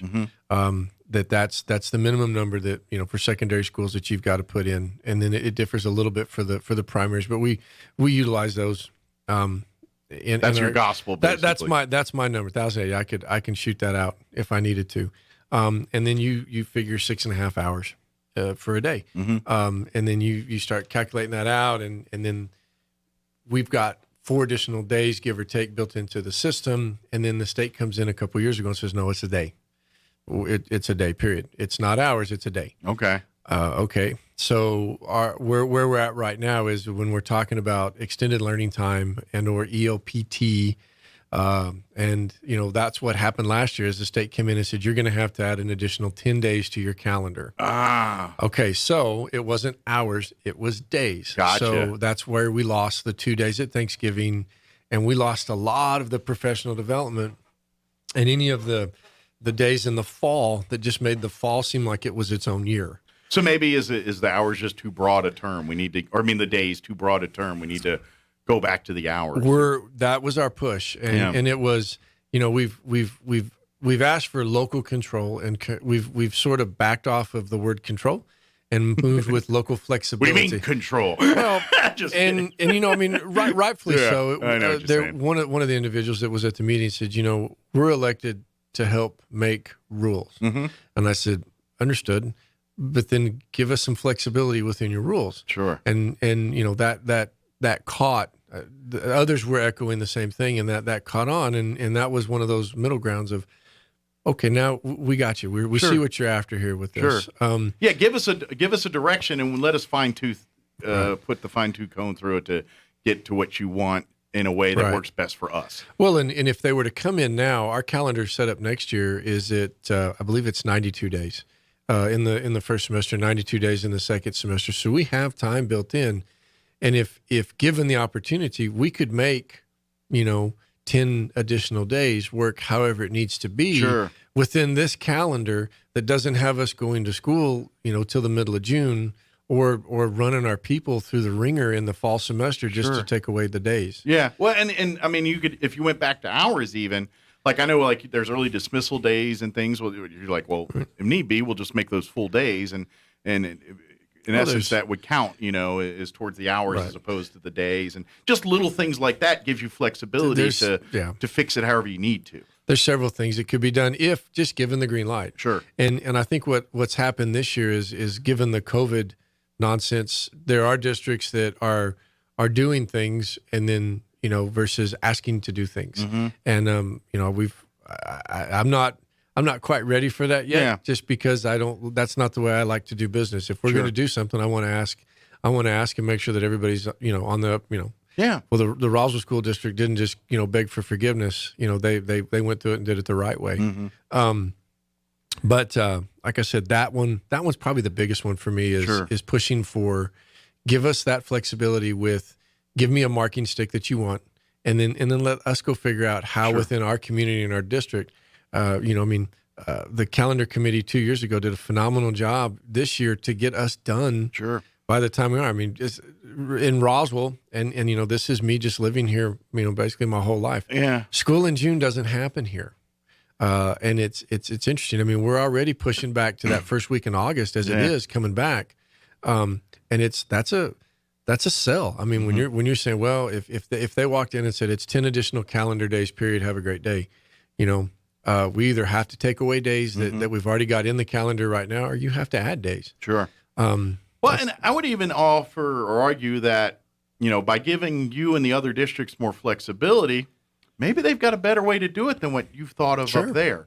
And maybe you see that and say, oh, well, dang, Sandoval County or district, they got it right or whatever. Maybe we should look at what they're doing and try to implement that statewide or vice versa. Hey, why is it bad there? See what's going on in the RISD. Maybe they can see, pick their brain and do some things. It allows that creativity and that basically more ideas to the pot here, and more ideas are better as far as I'm concerned. And I don't want to yield a negative impression of our legislatures. In a rational world, things aren't going well in the school districts. You know what? Let's give them a few more days, and let's pay them for a few more days. But let's give let's just add some days to it. Sure. And it's not a bad thought. It just if we could morph that into what we need it. Yeah. And Artesia can do what they need, and Lovington, and because there are some districts that are still on a 4-day calendar, some of our smaller ones, and that's close to being on the chopping block. Yeah. So. Yeah. Well, and anytime there's pushback, and this is where I at the end of the day, when there's pushback about some change or some things like that, My argument is, you realize the state of New Mexico has been dead last or near dead last in education as long as I've lived here, and it's been 20-plus years. As far as I'm concerned, all ideas are on the table to get this out of the basement. That's the way I look at it, and this if it ain't broke, don't fix it mentality is not working clearly in the education side. Why are we different than these other states? Let's figure it out. And as far as I'm concerned, every idea to make that happen is a good idea. Right. So, well, and that's interesting that came up the other night actually in our meeting. In the consensus that we always said was, well, that's not our district. Yeah. Well, you're speaking of the state, but that's not our district. Yeah. And that is still our state. Yeah.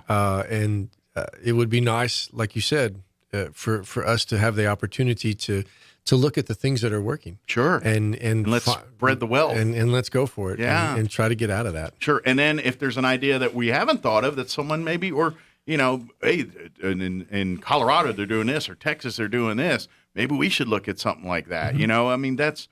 Why not? That's, at the end of the day, we're trying to educate our kids and create a great future for New Mexicans.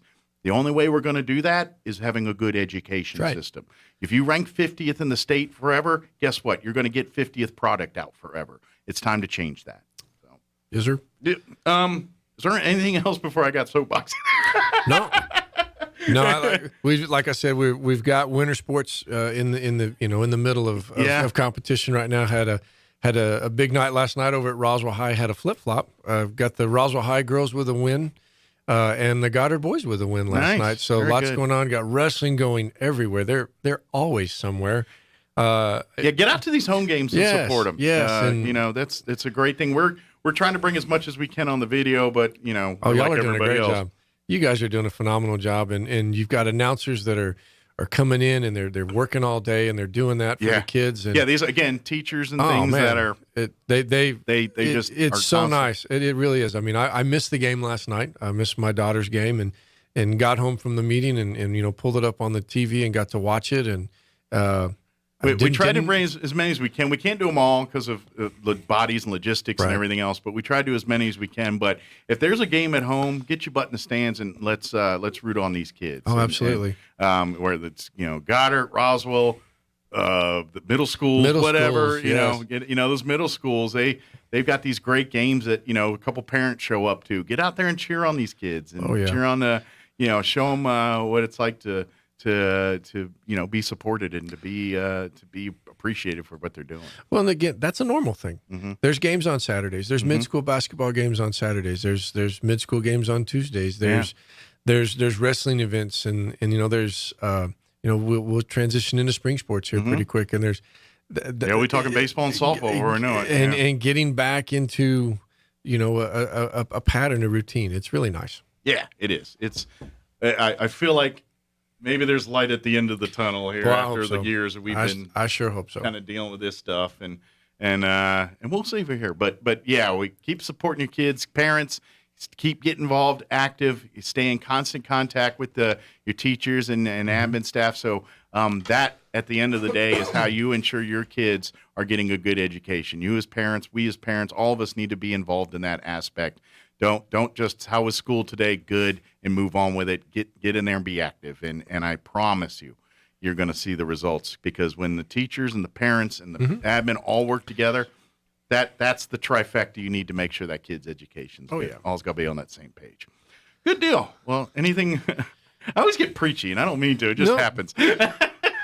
Nope. I'd rather talk about dumb old man glasses all day. I was worried I wasn't going to be able to compete with that. Well, I want your opinion now, all right? I'm going to put them on for you. Do I look old man? I know by themselves they kind of have an old man look, but now that I've got them on, I mean, take my baldness and all that aside. Just right, do I look like an old man with these things on? I'm going to defer on that one. If they work, who cares what you look like? That means yes, but I'll take it. I don't care. I'm gonna say when you put them over the other glasses, you kind of did it, but he's probably saying, if you get in before 4:30 at the buffet, you can save a few bucks. That's what he's about to tell me. Brian, as always, appreciate the visit, and and if we need anything outside of our normal things, or just want to come in and hey, let's talk about what's going on. open invite. Just let me know. So. Much appreciated. Anytime. Well, thank you, and don't work too hard. No, sir. All right. It is 8:54. Let's do some news and a quick break before more news. Don't go away. Now for your Pecos Valley News Update, I'm Jared Cirillo. The Artesia Public Schools Board of Education calling a special meeting for this Friday. That meeting will be at 301 Bulldog Boulevard in Artesia, 8:30 in the morning. The public agenda for the meeting says the board will immediately go into executive session to discuss limited personnel matters of superintendent candidates and review applicant submissions as well as possible interviews of superintendent candidates. The agenda does say that a vote could be taken after executive session to select a superintendent and approve a contract. Hobbs police giving a few more details in that disturbing case of a baby found in a trash dumpster. 18-year-old Alexis Avila of Hobbs has now been arrested after police say she was seen on surveillance video throwing a black trash bag into the dumpster behind a local business. Employees who later went out to throw other trash away heard what they thought was a kitten or a puppy inside.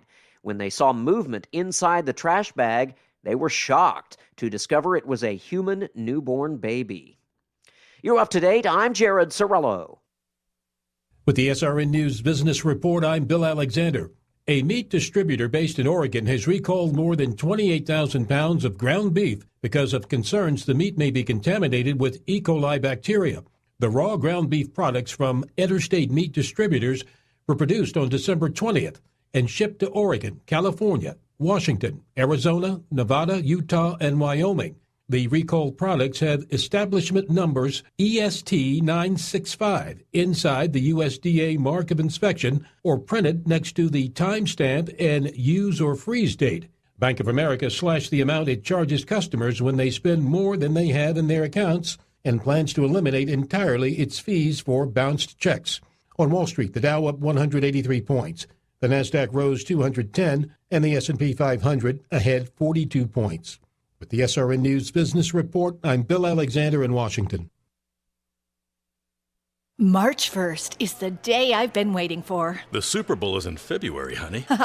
No, on March 1st, we vote Mayor Kintai out of office. Isn't that the truth? Roswell can do so much better than Kintai. You think? On his watch, fees went up everywhere. At the adult center, at the zoo, even at the veterans cemetery. Not to mention the murder rate has more than doubled the past 4 years. And Kintai proposed that $35 million public safety complex with no plan and no land. Thank goodness we rejected that boondoggle. Well, luckily, Tim Jennings is running for Roswell mayor. That's right. Tim's the man for the job. Tim Jennings is a leader. He served Roswell honorably in the state senate and delivered. He'll keep taxes and fees low and fight crime by putting more officers on the streets. Mayor Tim Jennings. I like the sound of that. Honey, I'm putting Vote for Tim on the calendar for March 1st. It's a date. Paid for by Tim Jennings for mayor. Roswell Skin Center, a brand new state-of-the-art facility located in the 400 Penn Plaza building here in Roswell, is now accepting new patients. Dr. Brandon Cometti and his team offer a full range of skin care services, including general dermatology, surgical and cosmetic procedures, including cutting-edge laser rejuvenation, Botox, filler, laser hair removal, chemical peels, and other non-invasive options to improve skin health and turn back the hands of time. Call and schedule your appointment at Roswell Skin Center today, 208-2509. That's 208-2509. When you think of home health care here in Roswell, what's the first thing that pops into your head? That's right, Frontier Medical. We've been doing it better than anyone else for over 20 years, from in-home nursing to physical therapy and so much more. Doctors and hospitals from Albuquerque to Lubbock and everywhere in between have been trusting their patients to us here at Frontier Medical. So when it's time to make a choice, remember Frontier Medical. 575-627-1112. Frontier Medical. Name to remember. Roswell is our home. That's why we've all got to do our part to stop illegal dumping. Throwing your trash, clutter, or yard debris in the alleys, sidewalks, or streets is a crime, and it takes time and money to clean it up. Those caught dumping illegally can face fines of up to $500. You can help by taking your waste to the landfill once a month for free with a paid water bill. Call the City of Roswell Solid Waste Department for more information at 575-624-6746. Help keep Roswell clean. After all, do you want your kids to grow up in a dump? Progressive Snapshot can save you money based on how you drive and how much you drive. So the safer you drive, the more money you could save. Now, if you didn't hear that because you were yelling at another car while driving, let me say it again. You need to calm down. Yelling is just making everyone as stressed out as you are and letting them all know that you definitely aren't trying to save with Progressive Snapshot. And if you did hear it the first time because you weren't yelling at another car, nice work. You'd love Snapshot from Progressive because it rewards safe drivers. Progressive Casualty Insurance Company and affiliates. Snapshot not available in California and North Carolina or from all agents. Deep breaths. Mi's virtual meditation studio has never been busier. Imagine not working. They need a remote assistant to realign their scheduling. Blank calendar. Sorry, back to your breath. Indeed can help them hire great people fast. I need Indeed. Indeed you do. Make calls, schedule virtual interviews, and talk to candidates right from your employer dashboard. Visit Indeed.com/credit and get $75 towards your first sponsored job. Terms and conditions apply. Clyde Lewis and Ground Zero is now in Roswell on 106.5 FM. KEND Roswell. This hour from townhall.com. I'm Rich Thomason. 2021 came to a close with a surge of inflation, the likes of which we haven't seen since 1982.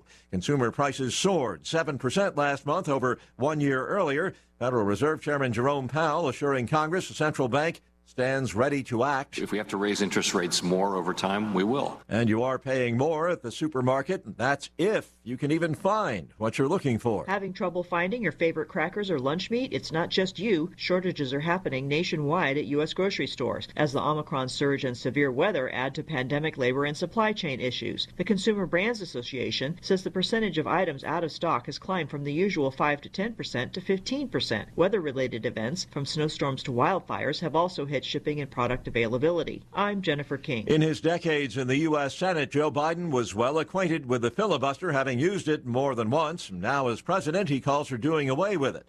But Senate Minority Leader Republican Mitch McConnell argues that such a move would harm the world's most deliberative body. Some of the Senate's own members want to permanently damage this institution from within.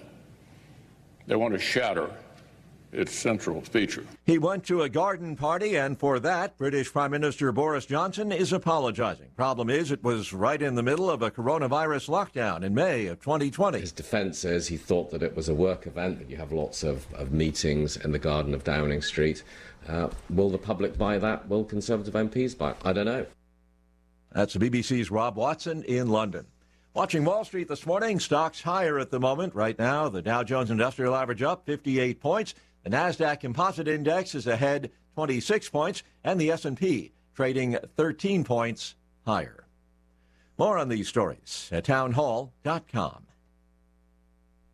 Your pets have the same energy they used to? Do they have problems with itching, scratching, a dull coat, or goopy ears? Then your pets need Dinovite. DINOVITE.com. For over 20 years, pet owners have trusted Dinovite to supplement their pet's diet. We started Dinovite, and in our first box, we noticed a difference. Dinovite is an all-natural daily supplement made from whole foods that help support your pet's immune system, digestion, skin, and coat. Within 3 weeks, he's not scratching and itching, and he's an all-around happier dog. Today's commercial pet foods are processed at high temperatures, which bakes out all the essential goodness. These processed foods can lack the essential vitamins, enzymes, and probiotics that contribute to overall good health. Adding a scoop of Dinovite to your pet's food bowl is the answer. If you love your pets as much as I do, you'll want to do what's best for them to live long, healthy, happy lives. I have 2 cats and 2 dogs. All 4 of them are on the Dinovite. You won't believe how happy your dog will be. DINOVITE.com. A Chinese woman is talking about an unexpectedly long blind date. Seems that she was trapped in her prospective partner's home for days because of a COVID lockdown. The woman returned to Zhengzhou to go on a series of blind dates arranged by her family. For the 5th one, she went to the man's home because he wanted to cook for her. While there, the area was suddenly locked down, as many places have been in China. The woman couldn't leave.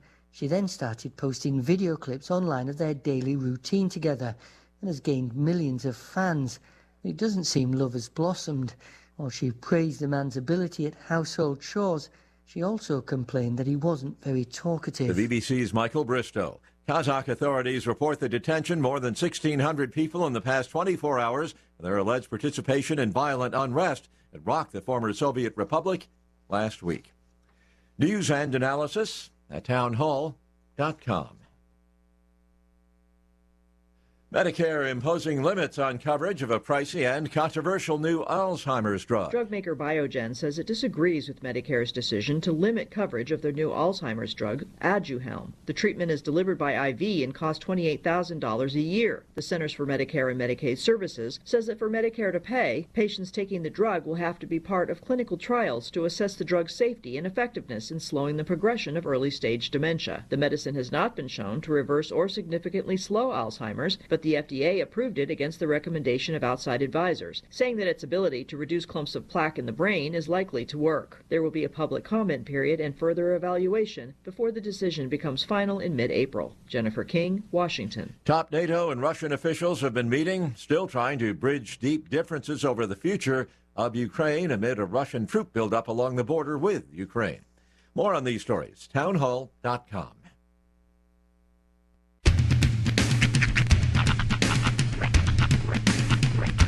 What in the wide, wide world of sports is going on here?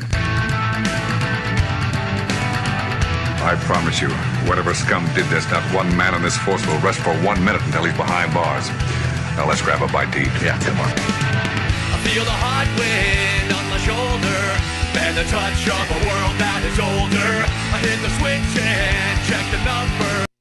Get on and then I slumber. I hear the rhythm ringing through it. Flamenco guitar and cumbia music. I hear the talking of the DJ. The Travelician, what does he say? I'm on a Mexican radio. I'm on a Mexican radio. Broadcasting live from high atop the J.P. White Building in downtown Roswell, New Mexico. It's Mornings with Mike Winters on 106.5 Roswell's Talk FM. Is that what I sound like when I talk? Now, here's your host, Mike Winters.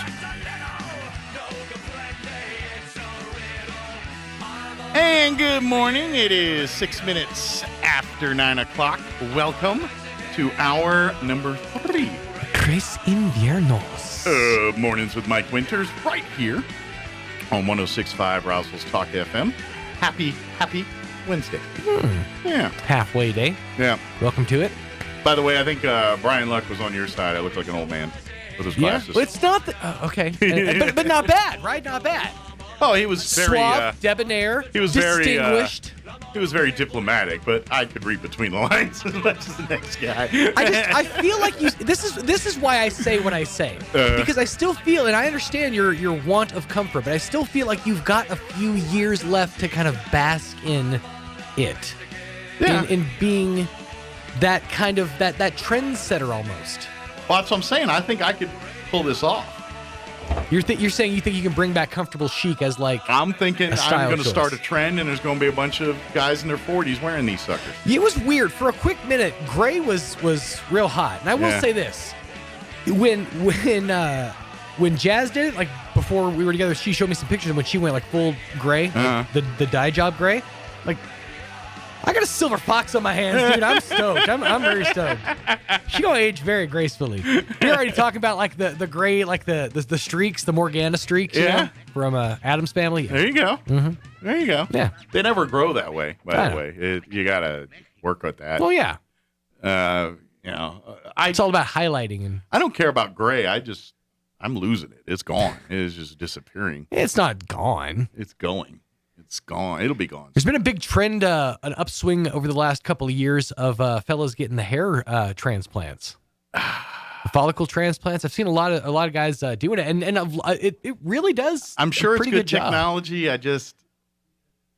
I'm not that vain. All you gotta do is you just take a little hair from your butt, you just plant it on your head, start calling you butt head. It's great. You've been wanting that your whole life, man. You could live the dream. Well, like my legs. My butt is hairless. I didn't say shaved. I said hairless. What kind of friction you dealing with, homie? No, it's.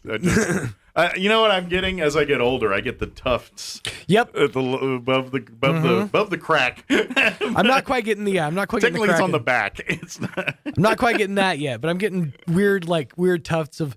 I'm kind of growing hair like an old Jewish man. Like I'm growing it like in the ear wells. Yeah, I get that. Yeah, I've been on that team for a while now. What I've noticed is like the errant weird hairs on the back. Yeah. Like, and you're like, where did that one go? Kind of like that. I have a squirrely eyebrow hair. It's like a squirrely back hair. I have a mostly relatively hairless back. Like it's got some hair, but it's mostly, it's not like offensive. Yeah. I don't have like a Mike Myers back, Weirdly, I have chest hair. Yeah. I have a little thin via chest. I do. It's almost like a falcon. It's like a little thin via chest hair. Yeah. It's weirdly enough. My legs aren't hairy. My arms aren't hairy. Compelling radio. Hey, I started the day with blue blockers. Now you're getting way more information about me. That's real true. Hey, I share. I don't care. Mm-hmm. What you see is what you get with me. Is it is. You get the good, the bad, the ugly. The American original. Well, and you know why?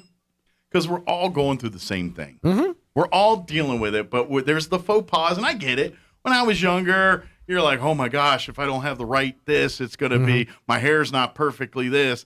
Now I'm like, why? Yeah. I'd rather, I get it. I'm married. I've been married 20 plus years. I'm not out trying to present myself in a way that I seem appealing to people. Sure. So I don't have that hang up going on. Mm-hmm. But...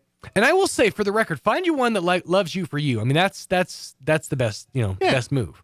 No, don't get me wrong. I'm not like, all right, time to just let myself go. Hang it up. I'm not there. I'm not going to do that. But at the same time, I'm like, look, get comfy. I found a pair of glasses that are socially not acceptable, but they work like a champ in my world. I guess that's really the argument is, how does Kim feel about him? She likes them. She's fine with them. There you go. That's all that matters then. She's fine with them. There you go.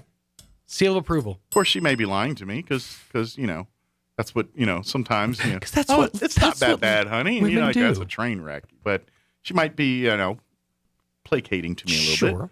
But I don't care. That's just it. I mean, I ask opinions here, but it's not going to alter my stop, Yeah, I'm not going to quit just because, matter of fact, if you don't like them, I'm probably going to wear them more. To be honest, I am a little bit of a pushbacker. And the more people tell me don't do that, I kind of like, I'm doing it. Mm-hmm. You don't tell me no. I have that mindset in me. Just spring is around the corner. Just promise me that there's some like crew socks and flip flops in the future. And I'll don them at remotes. And when I get weirdly, to do remotes and stuff, I'll do weirdly like a camera around your neck. Like even though nobody uses cameras anymore, still just a camera around your neck. Well, that's just to make people nervous. Yeah. Like it's like this move. Every time you have a conversation with someone and it starts to get heated, they just start doing this to you. Mm-hmm. It's like, come on, dude, really? You're gonna be like that? Ooh, or like a vest. Yeah, a vest would be a good look. Good look with all that. I'm thinking like I don't know, carpenter because shorts. I got to be honest. I'm an anti-vest guy because I don't see the value of a vest. I don't. Like when I get cold, usually my arms get cold, so I want something on my arms. Something that's more utilitarian. I've with never the pockets. I've never said, "Ooh, I'm cold," and went like this. You know what I'm saying? At this point, I'm thinking more something along the lines of like a something with a few pockets that you could have some access to. A social thing with a chain and a pocket watch, maybe, and my big blue blockers and a cabbie hat. That's a completely different look entirely. And Bermuda shorts and Crocs. No, you gotta pick a lane, man. You got to pick a lane. You're flying blind I'm now. Like, party down here, business right here. At this point, people are looking at Mike like, do we need to commit him? Is he okay? Yeah. Yeah, because comfort can reach, there's a point of diminishing returns to where comfort turns into crazy. Mm-hmm. You're like, what? I happen to personally like a rubber duck in my pants. Judge me if you must. I don't think that's but I'm telling you. I'm at my stage in life where I'm ready to let down the social barriers. You are ready to go gently into that good night. Well, the things that people get embarrassed about, I'm like, I don't care because you know what? We all do it. Mm-hmm. You know what? Every man out there has talked about weird places hair happened. I don't care if you're 20 or 50, it happens. You know who looks weirdly like super old now. Johnny Knoxville. Does he? Like I just saw. I haven't seen him recently. I just saw some promo stuff he was doing for the new Jackass, and I don't know if it's a style choice, but his hair is, or maybe just did this because, I mean, if you were Johnny Knoxville, it would make sense. His hair is just shock white now. Is it? Well, he's abused his body. White. He looks like an old man, but he's Well, that doesn't surprise probably me a little younger than you. He sacrificed his body basically to be where he's at. He's an 87-year-old man trapped inside of a 43-year-old man's body. I don't think we're going to be talking about Johnny Knoxville's 95th birthday. I just don't see that happening. Then again, dude, modern science. I could be wrong. I right. hope to God I am, but let's be honest. The cast of Jackass, I don't expect to be seeing a 50-year reunion with them as 80, 90-year-olds. I don't see that happening. It would be so cool to see an 87-year-old wee man or I think you're going to be waiting a 87-year-old while. Preston Lacey just hover-rounding around the block. It's going to be a while if you see that HBO Max 20-year reunion there. We're pretty close now. I mean, yeah, that's true. At this point. Well, you already said 20 from now, he's in his 50s and looks like he's 80. Yeah. I'm just saying, by the time he's in his 60s, yeah. Come on. Well, you can reverse it. Look at Steve-O. Steve-O's done all kinds of garbage to his body, and he looks fine now. Till he just drops dead one day. Yeah? Because his heart gave out because he's done 27 things to it. But hey, the moneymaker, it's all that matters, all right? He's still hanging off of Sandia Peak. Trying to get people to like him. That's the key. You just have to just not look shocked. Yeah. If you look shocked, you're going to shock your face into looking old. Yeah. There you go. Well, I got fun for you. Ooh. And it doesn't require you to, you don't have to wear your blue blockers. Ooh. Big fun. It's going to be a party. But no, Bob Power's going to join us. They got a big dance concert happening at Westminster Presbyterian Church this weekend. So we're going to talk all about that with Bob here in just a few minutes. And boots. Maybe I should get cowboy. I don't own a pair of cowboy boots. Really? I've never owned boots. I've never worn cowboy boots. I didn't grow up here. I've worn a hat. I don't own it. Like I got, but I don't own cowboy apparel. I don't like the cowboy apparel look.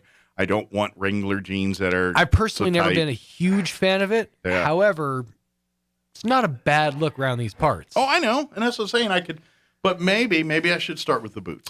Get a pair of boots. Okay, maybe we get you a pair of those really, really fancy the boots with the pointy ends, the ones that go up. The cucaracha killers. Yes, yeah, right. Yeah. Yeah, the crunching cucarachas in the corner. That's what those are for. Yeah. Hi. My problem is I'll end up tripping and breaking my neck on those things. That's what'll happen. How happened to your face, Mike? Tripped over my own toes. I need bigger blue blockers to block the rest of my face. 3 times this weekend. But man, I look good. The moneymaker? It is 9:17. Here is your weather. I'm meteorologist Steve Hamilton with your Pecos Valley weather. A little bit of downslope wind coming off the mountains today, and that'll keep things pretty mild around our area with sunshine. Our afternoon high in the mid-60s. Kind of cold overnight, down to 25 or 30 for the overnight low and clear, and then we're back in the mid-60s with a sunny day coming up on Thursday. Friday looks good, a few degrees warmer, upper 60s and sunny. That's your latest forecast. I'm meteorologist Steve Hamilton. Thank you, Steve. Currently 36 degrees here in Roswell. Humidity is at 39%. Winds are calm at the moment. Expect warmer, sunny, 67 for a high today. Not too bad. The sunny part's out there. Eventually to warm up. Winds will be out of the north, 5 to 10 miles per hour. Tonight, mostly clear with an overnight low of 27. Southwest winds at around 5 miles per hour. Thursday, sunny. More of like today, 68 for a high with northwest winds at around 5 miles per hour. Thursday night, partly cloudy with an overnight low of 31. Winds out of the south at around 5 miles per hour. Friday, we're going to be in the 70s. Barely, but in the 70s nonetheless. Mostly sunny, 71 for a high. It will get windy for the afternoon. Northwest winds early, 5 to 10, but picking up 15 to 20 later in the day. That's going to bring colder temps for your Saturday. Sunny skies, high of only 51 on Saturday.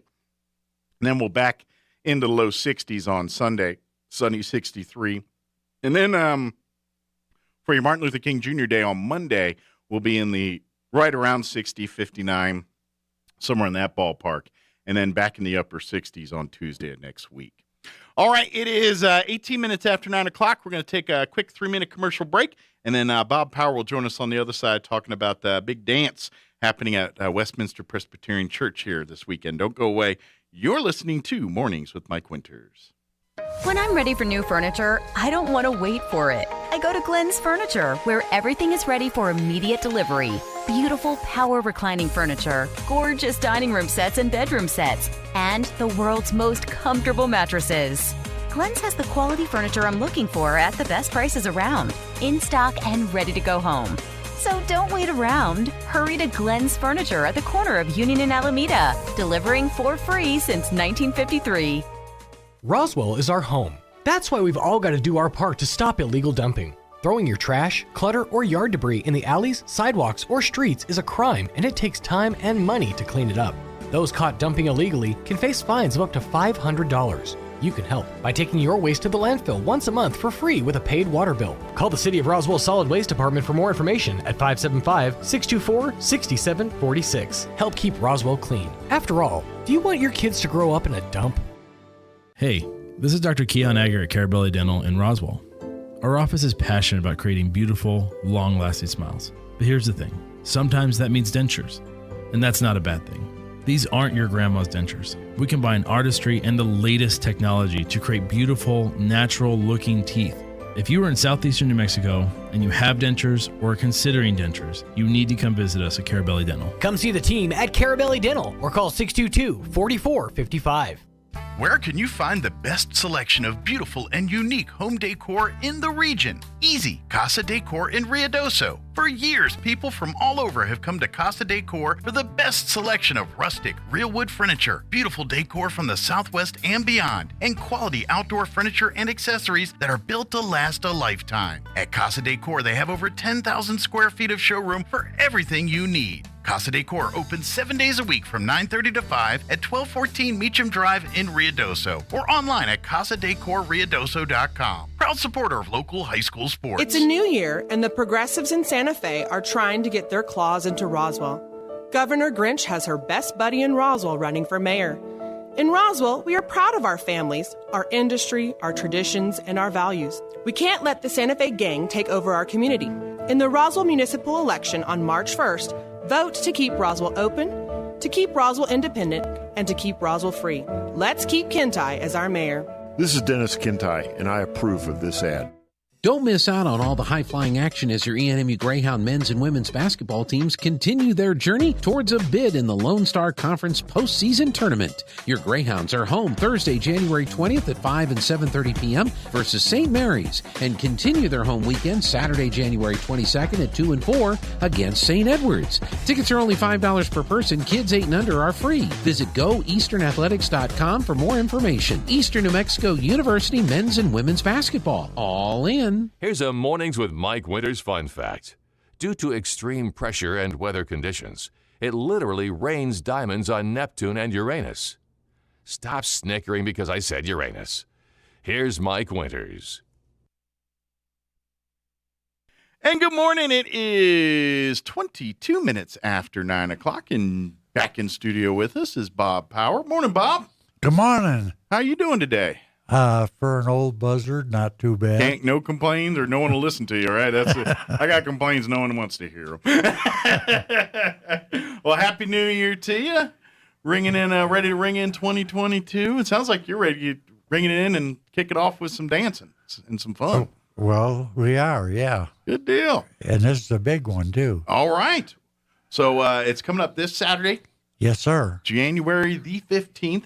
It's going to be at Westminster Presbyterian Church. They're over behind Champion Motorsports and all that right there, off West 2nd there on Sycamore there. Right. In there, it's going to be in their fellowship hall. Okay, very good. Excellent. So, all right, give us the skinny on who's going to be playing and all that good stuff. Well, people that I refer to as the king and queen of country music for Roswell, Dwayne and Jill. Oh, very good. They're fantastic. Good deal. And they always put on a good show. they're going to do a little country, a little swing, a little bit of fun here. You know, they're known as country stars, but their music, to me, is more cowboy music than it is country music. Kind of country western, more of that cowboy western style music. So right. Kind of, if you think of like Sons of the Pioneer and those type of artists. Right, they're smooth music. Gotcha. You know. Tumbling Tumbleweed and Cool Water and Ghost Riders in the Sky. Yes, and that sir. kind of stuff. Very cool. So if you love that, and so do they? Is it just the two of them, or do they have band that accompanies with them? No, it's just the two of them. Do they? And I'm assuming they both play probably guitar or mandolin or. Yeah, Jill plays the keyboard. And, okay. Dwayne plays the guitar. Nice. But they sound like a band. Very cool. They got the full deal there, and that's great. Singing and because it's a duet there, they can probably do things, you know, with the high and low and all that, and really have a good time with it. So bust out your dancing boots, get your cowboy boots on. If you don't have any, sneakers will do, I guess. But as long as you can dance in them. And I've been trying for months now to get Mike Winters to come and dance on the table. I wear blue blockers, but put me on tables about where they draw the line, I think, is for the safety of everybody involved. We're going to have light refreshments. Very cool. And it's going to be an enjoyable evening for everyone. It costs us just $5. $5. Get you in the door, and that you enjoy the music, the refreshments, and everything else. It'll kick off about 6 p.m. 6 a.m. You won't be at 6 a.m. Breakfast burritos are 6 p.m. 6 p.m. To about 9 p.m. there. And again, it'll be at Westminster Presbyterian Church. Sir. Which, of course, if you want to come out and just kick back and tap your toes and listen to the music, come on out. But if you want to shake it up and get on the dance floor a little bit and have some fun, love to have you do that, too. We've got people that come just to listen to the music. Yeah, I think there's some folks that hey, I don't feel like shaking a leg here, but I love kicking back and just listening to the music. And I'm a former dance teacher, but I'm having hip problems, so you're more of a watcher than a dancer yourself. I am now. Yeah. Well, and that's the beauty, especially country western, this cowboy style music. Even if that's not necessarily your genre of choice, the musicianship that's always involved with it, and it's just I love. Like I'm not a cowboy country western fan in general. That's not my choice, but. Seeing the Flying J Wrangler, seeing bands like that over the years, Sons of Pioneers, I've really grown an appreciation for the style of music and the musicianship involved. And it's almost more with less, if that makes sense, with cowboy style music. Like you can get a whole band going with a couple spoons and a jug if you know what you're doing. You know what I mean? And to me, country westerns, it does that. It's got a little bit of bluegrass in there with a little bit, a little bit of the country veins. And to me, a simple mandolin and a voice can be a very powerful thing in that style of music, and that's what I love about it. Yeah. So come out and enjoy that. Come out and do some listening or dancing. And now if you want to cut a rug or two, then no problem. Bring your dance partner, come with you. Or come solo, and we'll find you one while you're at the dance there. Yeah, come meet people. Come, you gentlemen, bring your wife or your girlfriend. Sure. Just don't bring both. Yeah, that's on you. If you do that, you're asking for your own problems there. But definitely want to come and just have some fun and. If you're looking just to get out and have a good time, I think Saturday night would be a good time to do that. Just come and, sit down and, maybe you just come and bring some friends. You sit and have a little social time, enjoy the music, have a couple eats there, and maybe take your date on a dance or two, wait for a slow one to go dance if you're not that good at dancing, because that's the move if you don't know how to dance. And we have people that do all kinds of dancing, too. Okay. To the same music. Okay. You'll have couples out there doing couple dances. Okay. You have them doing line dances. Okay. You know, So you can kind of, and with the country western style, that cowboy music, you can kind of get away with either. You can do that. Yeah, absolutely. You want to get a little bit of line dancing and hip waggling, you can. But if you're wanting something more intimate, a nice, just a moment between you and your spouse or your date there, awesome. You can do that too. Usually the line dancing starts out with 2 people out there and winds up with 20 or 30. Then the infection spreads and they just go out. And, well, you got to have 2. Because if one person starts doing it, it's not much of a line. Well, you need the second person to solidify what they're doing. It's also good for the people that don't get asked to dance. This is true. Because line dancing is a singles dance. This is true. So. This is true. You can get up there and do your thing. You just need a second to make it a line. Right.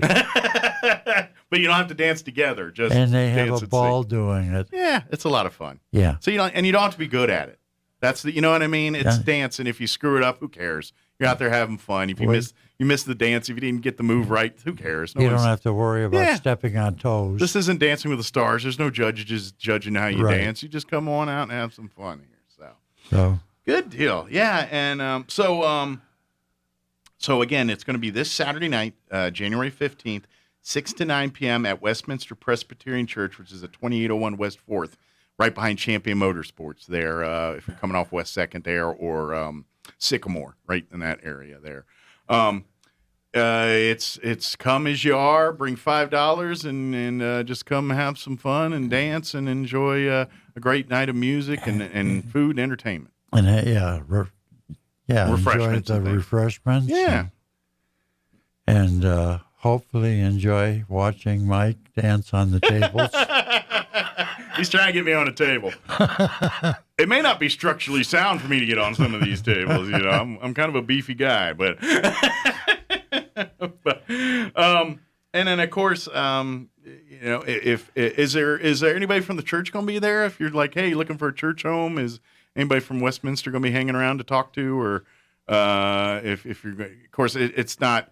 Not by any obligations, but Tom Blake will be there. Tom will be hanging out if you want to talk to him more about the church. Of course, he's pastor there at the church, and so if you're looking for a church home and looking to want to help in the community, tap on Tom's shoulder there and give him a talk to, and he'll love to talk to you about some of that stuff. Actually, there may be some people there from Victory Outreach also. Okay, great. So if they want to come and learn more about their program too. Yeah. Which is, they call Westminster Presbyterian Church home, but they're a group that helps people with addiction problems, things like that. And they do an amazing job of just finding a path for people and getting them back on the path. You don't have to have addiction problems to be a member there. Sure. Generally, that's kind of the for the Victory program. Mm-hmm. But you're right. It's if you're dealing with struggle in life and you're having problems with struggle, it doesn't matter where it stems from. They can help you help you get back in balance. Right. So it's a great thing. But if you just want to come and shake a leg and have some fun here, come on out to West Presbyterian. You're not obligated to do anything other than have a good time. And I guarantee that they will have a good time. Oh yeah, it's gonna be a lot of fun. If you've never been to one of Bob's dances before, it's just a great informal sit down, come meet some friends, have a good time, chit chatting, dancing, just socializing, just being with some good people, hanging out and having a good time. Mike, I've had so many comments from women that say they don't like to go to a dance alone because of potential problems. Sure. But they said they feel so comfortable at the dances that I've been doing because they're never hassled by anyone. Yeah. And they get to come, and you can bring your girlfriends or whatever and come together. And who knows, maybe you meet somebody there and who's like, hey, and you have a dance. And next thing you know, you got a friend or maybe something more than that down the road. Romance. Yeah, a little romance down the road here. But it's always good to meet people, and especially in the world we live in, where everyone's busy bottled up and cording it off. Every once in a while, we need to get together and have a good time with each other, and have the fun part of humanity and be a part of that. So, yep. Good deal. Is there any other information about this, Bob, we want to get out there? Or anything else on the horizon here we want to make sure we put on people's radar? Well, there is something on the horizon, but I'd rather not talk about it yet. Wait till there's more details are finalized. Yeah. Perfect. Very good. But in the meantime, if you want to get out, come on out to the dance. Again, this Saturday night, 6 to 9 p.m. at Westminster Presbyterian Church, which is 2801 West 4th Street, which is located there behind Champion Motorsports off West 2nd and Sycamore there. If you're coming down Sycamore, you'll see it there. Come on out. If you can't make it till 6:30, whatever, it's going. The party's going till 9. Come on out. $5 will get you in the door, and enjoy some light refreshments and, of course, the great music of Dwayne and Jill. They're going to be doing. They're going to put you a little cowboy country western flair for the night. So get ready to do a two-step or two, or maybe a line dance, or just having a good time. And hear songs that you've never heard before. Dwayne is a songwriter. Oh, so we're going to do some original stuff too? Yeah. Cool. And he's got some beautiful songs that he wrote. Awesome. Do they have like CDs available or anything by chance? No. No? Okay. Well, maybe if enough people. They should have. I will say, if you love their music, let them know and keep hounding them, and maybe they'll put on a CD for some. Yeah. That's why I just said, man, I really love to listen to this at home. And, I wish they would. Good. Well, start twisting, bending ears about that one. Very good. Well, Bob, as always, appreciate the visit, and we look forward to a big dance Saturday night. Come on out, have some fun. Bring you dancing shoes, or bring someone to dance with, or come as you are. Don't matter. And it's just $5. It's very, where else? So you and a date can have a great fun night, and it costs you $10. How often can you do that in these day and age? Not very often. Yeah, I know. Good deal. Well, did we get it all? What? Did we get everything? We get it all for now? I can't think of anything else. We'll remember later on, about 20 minutes later, we'll remember. But that's all right. That's how life works. Yeah. Well, Bob, I appreciate the visit as always. We'll see you out this weekend. And then, of course, we'll anytime we got stuff coming on, just hit me up. We'll get you back on the air. And like I said, we got something else on the horizon here. We'll get you back into as more details kind of get set up there. So. All right. All right. Well, Happy New Year to you, and we'll see you this weekend, okay? Well, same to you. All right. Take care. Yeah, you too. It is 9:37. Let's pause for news and your Sean Hannity update. Don't go away. Now for your Pecos Valley News Update, I'm Jared Cirillo. The Artesia Public Schools Board of Education calling a special meeting for this Friday. That meeting will be at 301 Bulldog Boulevard in Artesia, 8:30 in the morning. The public agenda for the meeting says the board will immediately go into executive session to discuss limited personnel matters of superintendent candidates and review applicant submissions as well as possible interviews of superintendent candidates. The agenda does say that a vote could be taken after executive session to select a superintendent and approve a contract. Hobbs police giving a few more details in that disturbing case of a baby found in a trash dumpster. 18-year-old Alexis Avila of Hobbs has now been arrested after police say she was seen on surveillance video throwing a black trash bag into the dumpster behind a local business. Employees who later went out to throw other trash away heard what they thought was a kitten or a puppy inside. When they saw movement inside the trash bag, they were shocked to discover it was a human newborn baby. You're up to date. I'm Jared Cirillo. The truth and nothing but. This is the Sean Hannity Morning Minute. So the Biden inflation tax, the average American family is suffering the equivalent of a $5,000 pay cut last year thanks to Biden inflation. The Biden inflation tax, combined with higher taxes owed by workers because of their inflated wages, have now pushed them into higher tax brackets. This analysis by Penn Wharton and their budget model found inflation cost the average American household $5,000 in higher prices and tax increases. Wow. At today's 6.8% inflation rate, this translates into a $1,500 tax increase for a household earning the median income, $3,500 with a lot of purchasing power, $5,000 a year. keeping you on the straight path. Later today, it's the Sean Hannity Show.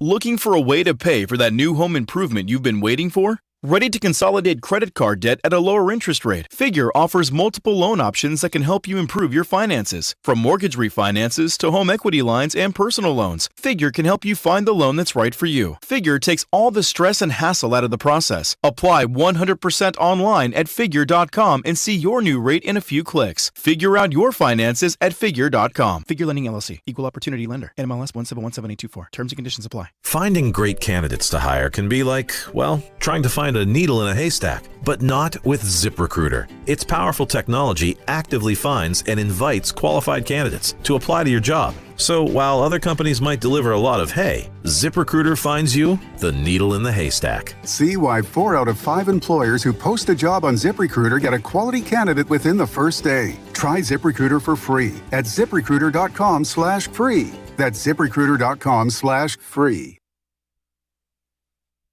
I'm meteorologist Steve Hamilton with your Pecos Valley weather. A little bit of downslope wind coming off the mountains today, and that'll keep things pretty mild around our area with sunshine. Our afternoon high in the mid-60s. Kind of cold overnight, down to 25 or 30 for the overnight low and clear, and then we're back in the mid-60s with a sunny day coming up on Thursday. Friday looks good, a few degrees warmer, upper 60s and sunny. That's your latest forecast. I'm meteorologist Steve Hamilton. It's time for the Chavez County Sports Report. It was Switcheroo Tuesday between Roswell and Goddard last night. Let me explain. The Roswell girls defeated Goddard by a score of 47-41. Roswell's now 8-7. Goddard 7-6 on the season. Roswell came from behind in this ball game. You know, they had lost at Goddard on the 16th of December, 53-46, so that switched. Also, in the boys basketball contest, it was Goddard beating Roswell 77-66. Goddard had lost in the third place game to Roswell of the Poe Corn Tournament, and they had lost at home by 2 points back on the 16th of December. This time, it was Damian Aragon scoring 20, Noah Reese had 18, Jarek Mendoza had 17, and Goddard wins the game. They're 7-8. Roswell falls to 5-12. The Sports Report brought to you by DSI. Call DSI for all your office technology needs. I'm Eric Butler at Roswell's Talk FM 106.5. With the SRN News Business Report, I'm Rich Thomason. Day after the Fed chairman acknowledged it, there is more evidence that inflation is taking a huge bite out of household budgets. Consumer prices soared 7% last month from 1 year earlier. It's the highest inflation rate since 1982, and the latest evidence that rising costs for food, rent, and other necessities are heightening the financial pressures on America's households. Inflation has spiked during the recovery from the pandemic recession as Americans have ramped up spending on goods such as cars, furniture, and appliances. Those increased purchases have clogged ports and warehouses and exacerbated supply shortages of semiconductors and other parts. Correspondent Jeremy House. Shares of Biogen have tumbled a day after federal regulators slapped strict limits on coverage of its new Alzheimer's drug. Stocks higher on Wall Street at mid-morning. With business, I'm Rich Thomason.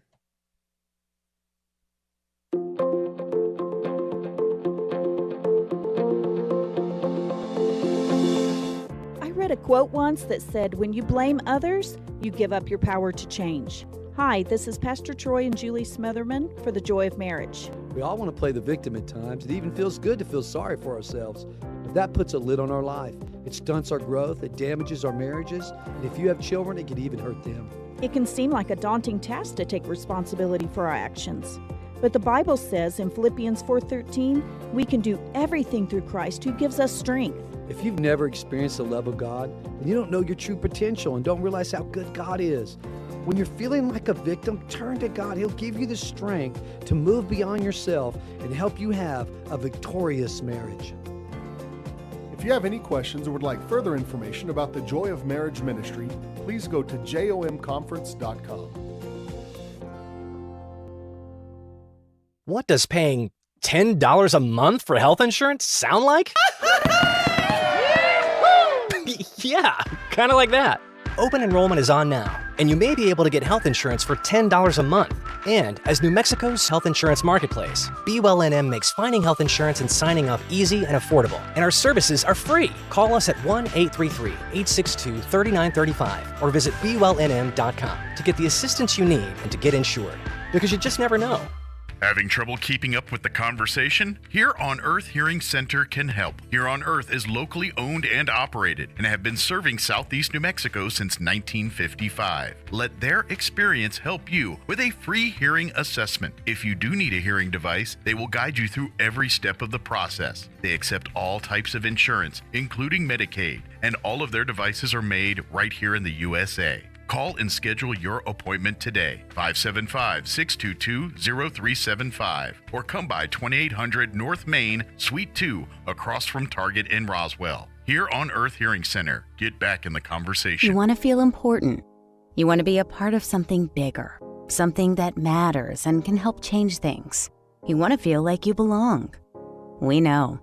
We felt that way too, and that's why we did something about it. We aren't just Army National Guard soldiers. We are normal people just like you.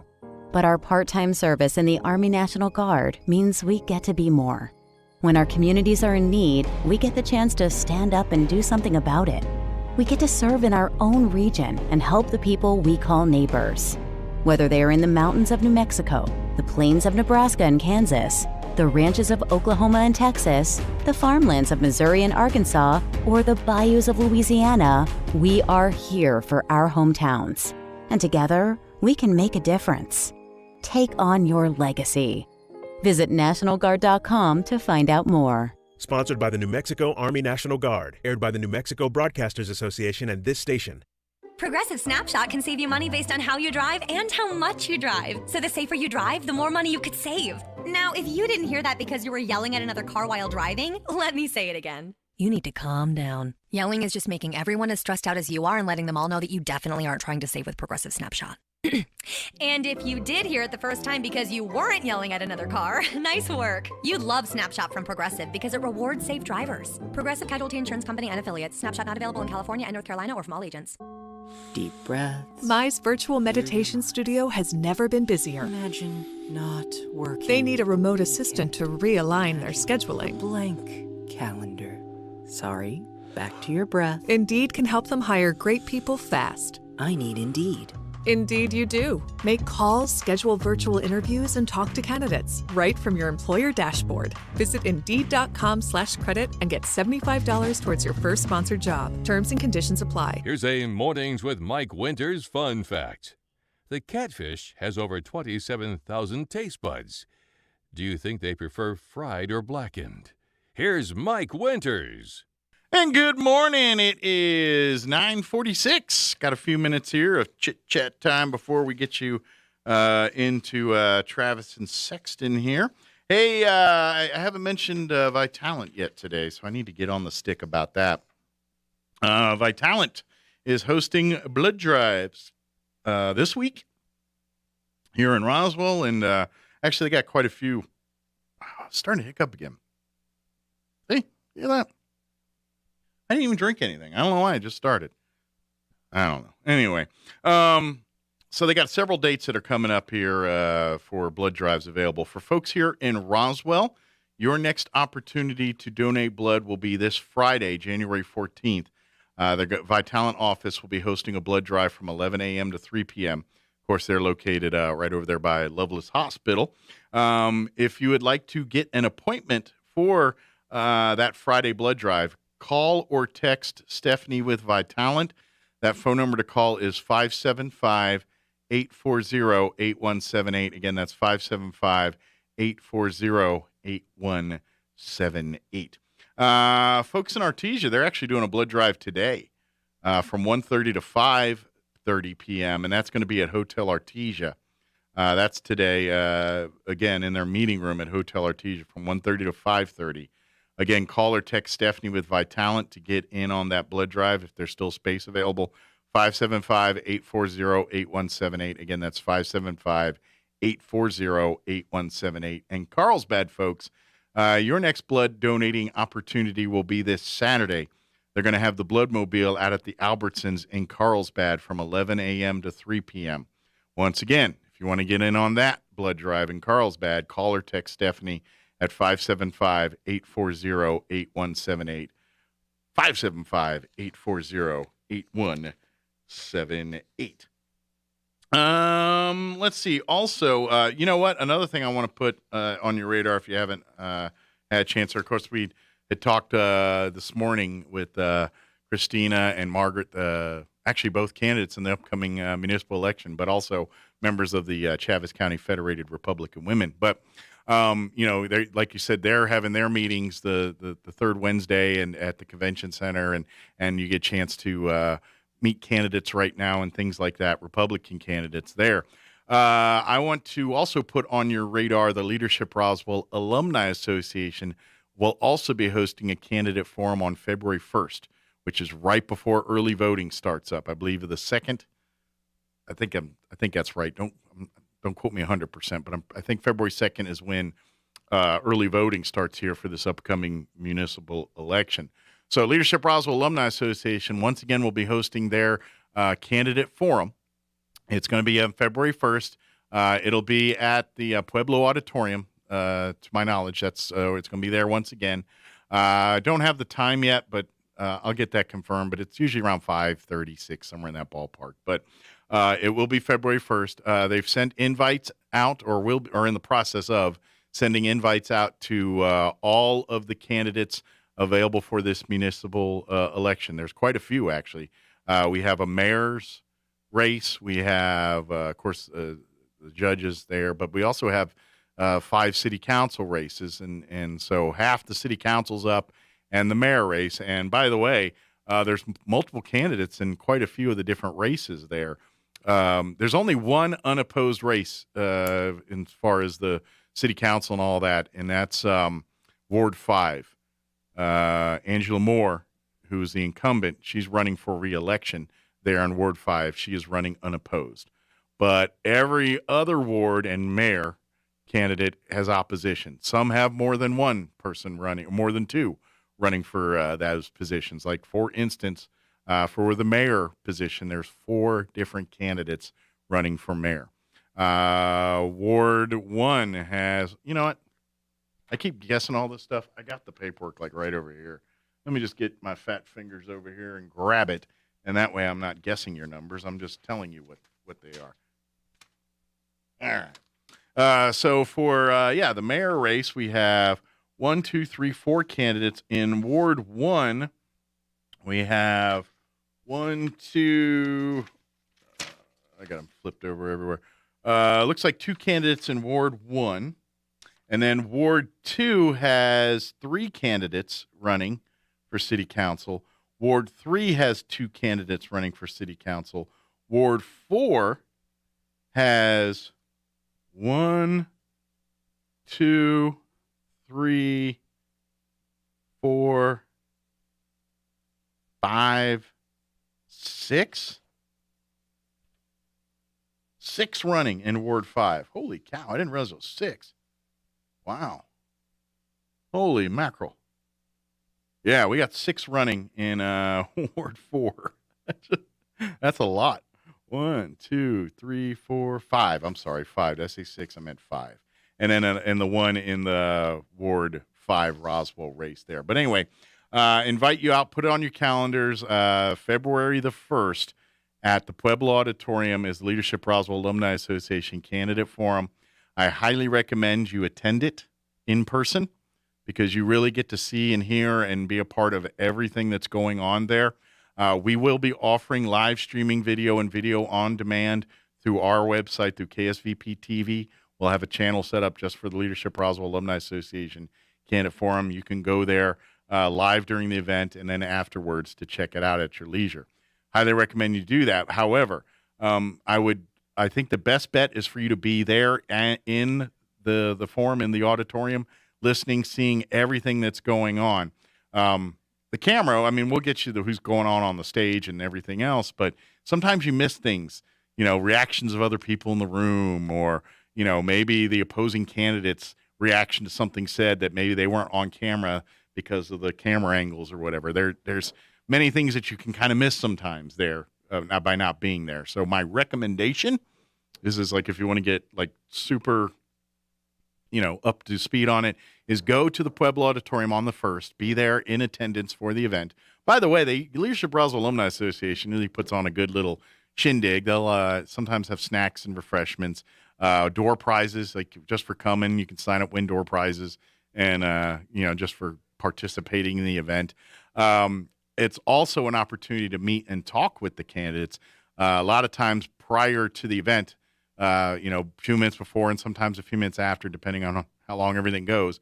Candidates usually will have a table set up out in the lobby where you can go and meet the candidates. If they've got literature or anything they want to present to talk to you about, that's available to you. And if you're thinking, well, I got a question I want to ask candidate so-and-so, yeah, that's your opportunity to kind of get that done there too. So that, again, another good reason for going out and being at the event. So go to the event, and then afterwards, go back and watch the video of especially parts that are more pertinent to you. Like, obviously, you're not voting for every single city council race. You're going to vote in one. Whether it's 1, 2, 3, 4, 5, you're going to vote one of them, depending on where you live. And if you're not sure what ward you're in, or if you're thinking, I have no idea, maybe I'm new to Roswell, or they did do a little bit of shift. Some folks that, like Ward 3 and 2 area, there was a little shift there. And as a matter of fact, some of the candidates running in Ward 3, at least one of them, I know for sure, ran in Ward 2 last time, and they did not move. That's just the way the lines from the redistricting went. But if you're not aware, go to the city's website. That'll tell you there's if you go to roswell-nm.gov, you'll see a whole thing about city council and all that. You can see the ward maps and how they're placed out. And if that still doesn't help you, if you're like, I can't see, I can't tell if I'm like, if you're right on the line there, don't hesitate to call the city clerk's office and ask for them to help you with that information. They'd be happy to do that. Of course, once February 2nd starts, they're going to have early voting going. Off the top of my head, do I have that in front of me? No, I don't. But generally, with that, they'll do early voting around the 2nd at the clerk's office, and then about a week or two later, they'll open up another, like the county or maybe one other early voting location, and then on Election Day in March, they will have like 11 different voting convenience centers throughout the city, and you can vote at any one of those. You don't have to. Just like past elections, you're not obligated to vote at a specific voting center. You can vote at any one of those. You'll have a ballot available to you at any one of those locations. So, which I love that. That's one of the big changes. And I'm not so down with all the early voting. Like, since I've grown up in voting, in the time when I first started being able to vote there in. Guess that would have been around 91, around the time I graduated high school. That's when I turned 18. So somewhere in that ballpark's when I started voting. But ever since that moment, that time, I get convenience. I like convenience. I have early voted before. I don't necessarily have a problem with early voting. I don't know if I want as much of it. Like I don't like a whole month before the election to early vote. I'm not a big fan of. I don't know. It just, and I'm in my head, I feel like the longer we drag it out, the more opportunity for nefariousness can happen, and that's where I'm a little not so trusting and not a fan necessarily of early voting. I don't mind. Like, I've done it. I appreciate the convenience of it, but I don't feel as secure. I'm not going to lie. In the back of my head and deep, I know people are like, you're ridiculous, or yeah, right on. But in my head, I'm just a little uneasy about it, and I get to think that. And I do love the tradition of Election Day. I like the pageantry. I like the whole education side of it. I love when families will take the younger children into the voting with them and showing them the voting process. I love all of that, and I think it's important because I think it makes the elections more important. We talk about people being dissuaded by elections, and a lot of that's because people aren't trusting of it and things like that. But I would even throw in the caveat that maybe we're making it too convenient to vote. And I'm not saying I'm opposed to early voting altogether, but I want to put a much bigger emphasis on Election Day as the time that, you should only early vote if you're physically not going to be able to vote on Election Day. Like, if you know you're going to be available, make it happen and do it on Election Day, because it just feels right to me. And that may be nothing more than my old codgery or whatever, but in my head, I feel like to make it a more important, like, I feel like it's cheapened the day because we've made it so convenient to vote. I think there's something to be said there. Now, that being said, I'm not saying shut it all down, because I do enjoy convenience, but I think we need to put more emphasis back on voting Election Day, because it just feels like the right thing to do. But anyway, my opinion, and certainly not by any means because I love convenience. I mean, I've early voted thinking, oh, it's nice to get that out of the way. Now I don't have to worry about it. But I don't want to early vote, just early vote if you don't know what you're voting for either, too. And so anyway, my soapbox. All right, we got to go. If you missed any portion of our show today, we had a full slate of guests here today. You can always go back and check it out at your leisure, ksvptv.com. Just go to the Mornings with Mike Winters channel, and you'll find it all there for you to enjoy whenever you have time to. Have an amazing day. Thank you very much for allowing us to be a part of it. We'll talk to you bright and early tomorrow. Bill Cunningham is now in Roswell on 106.5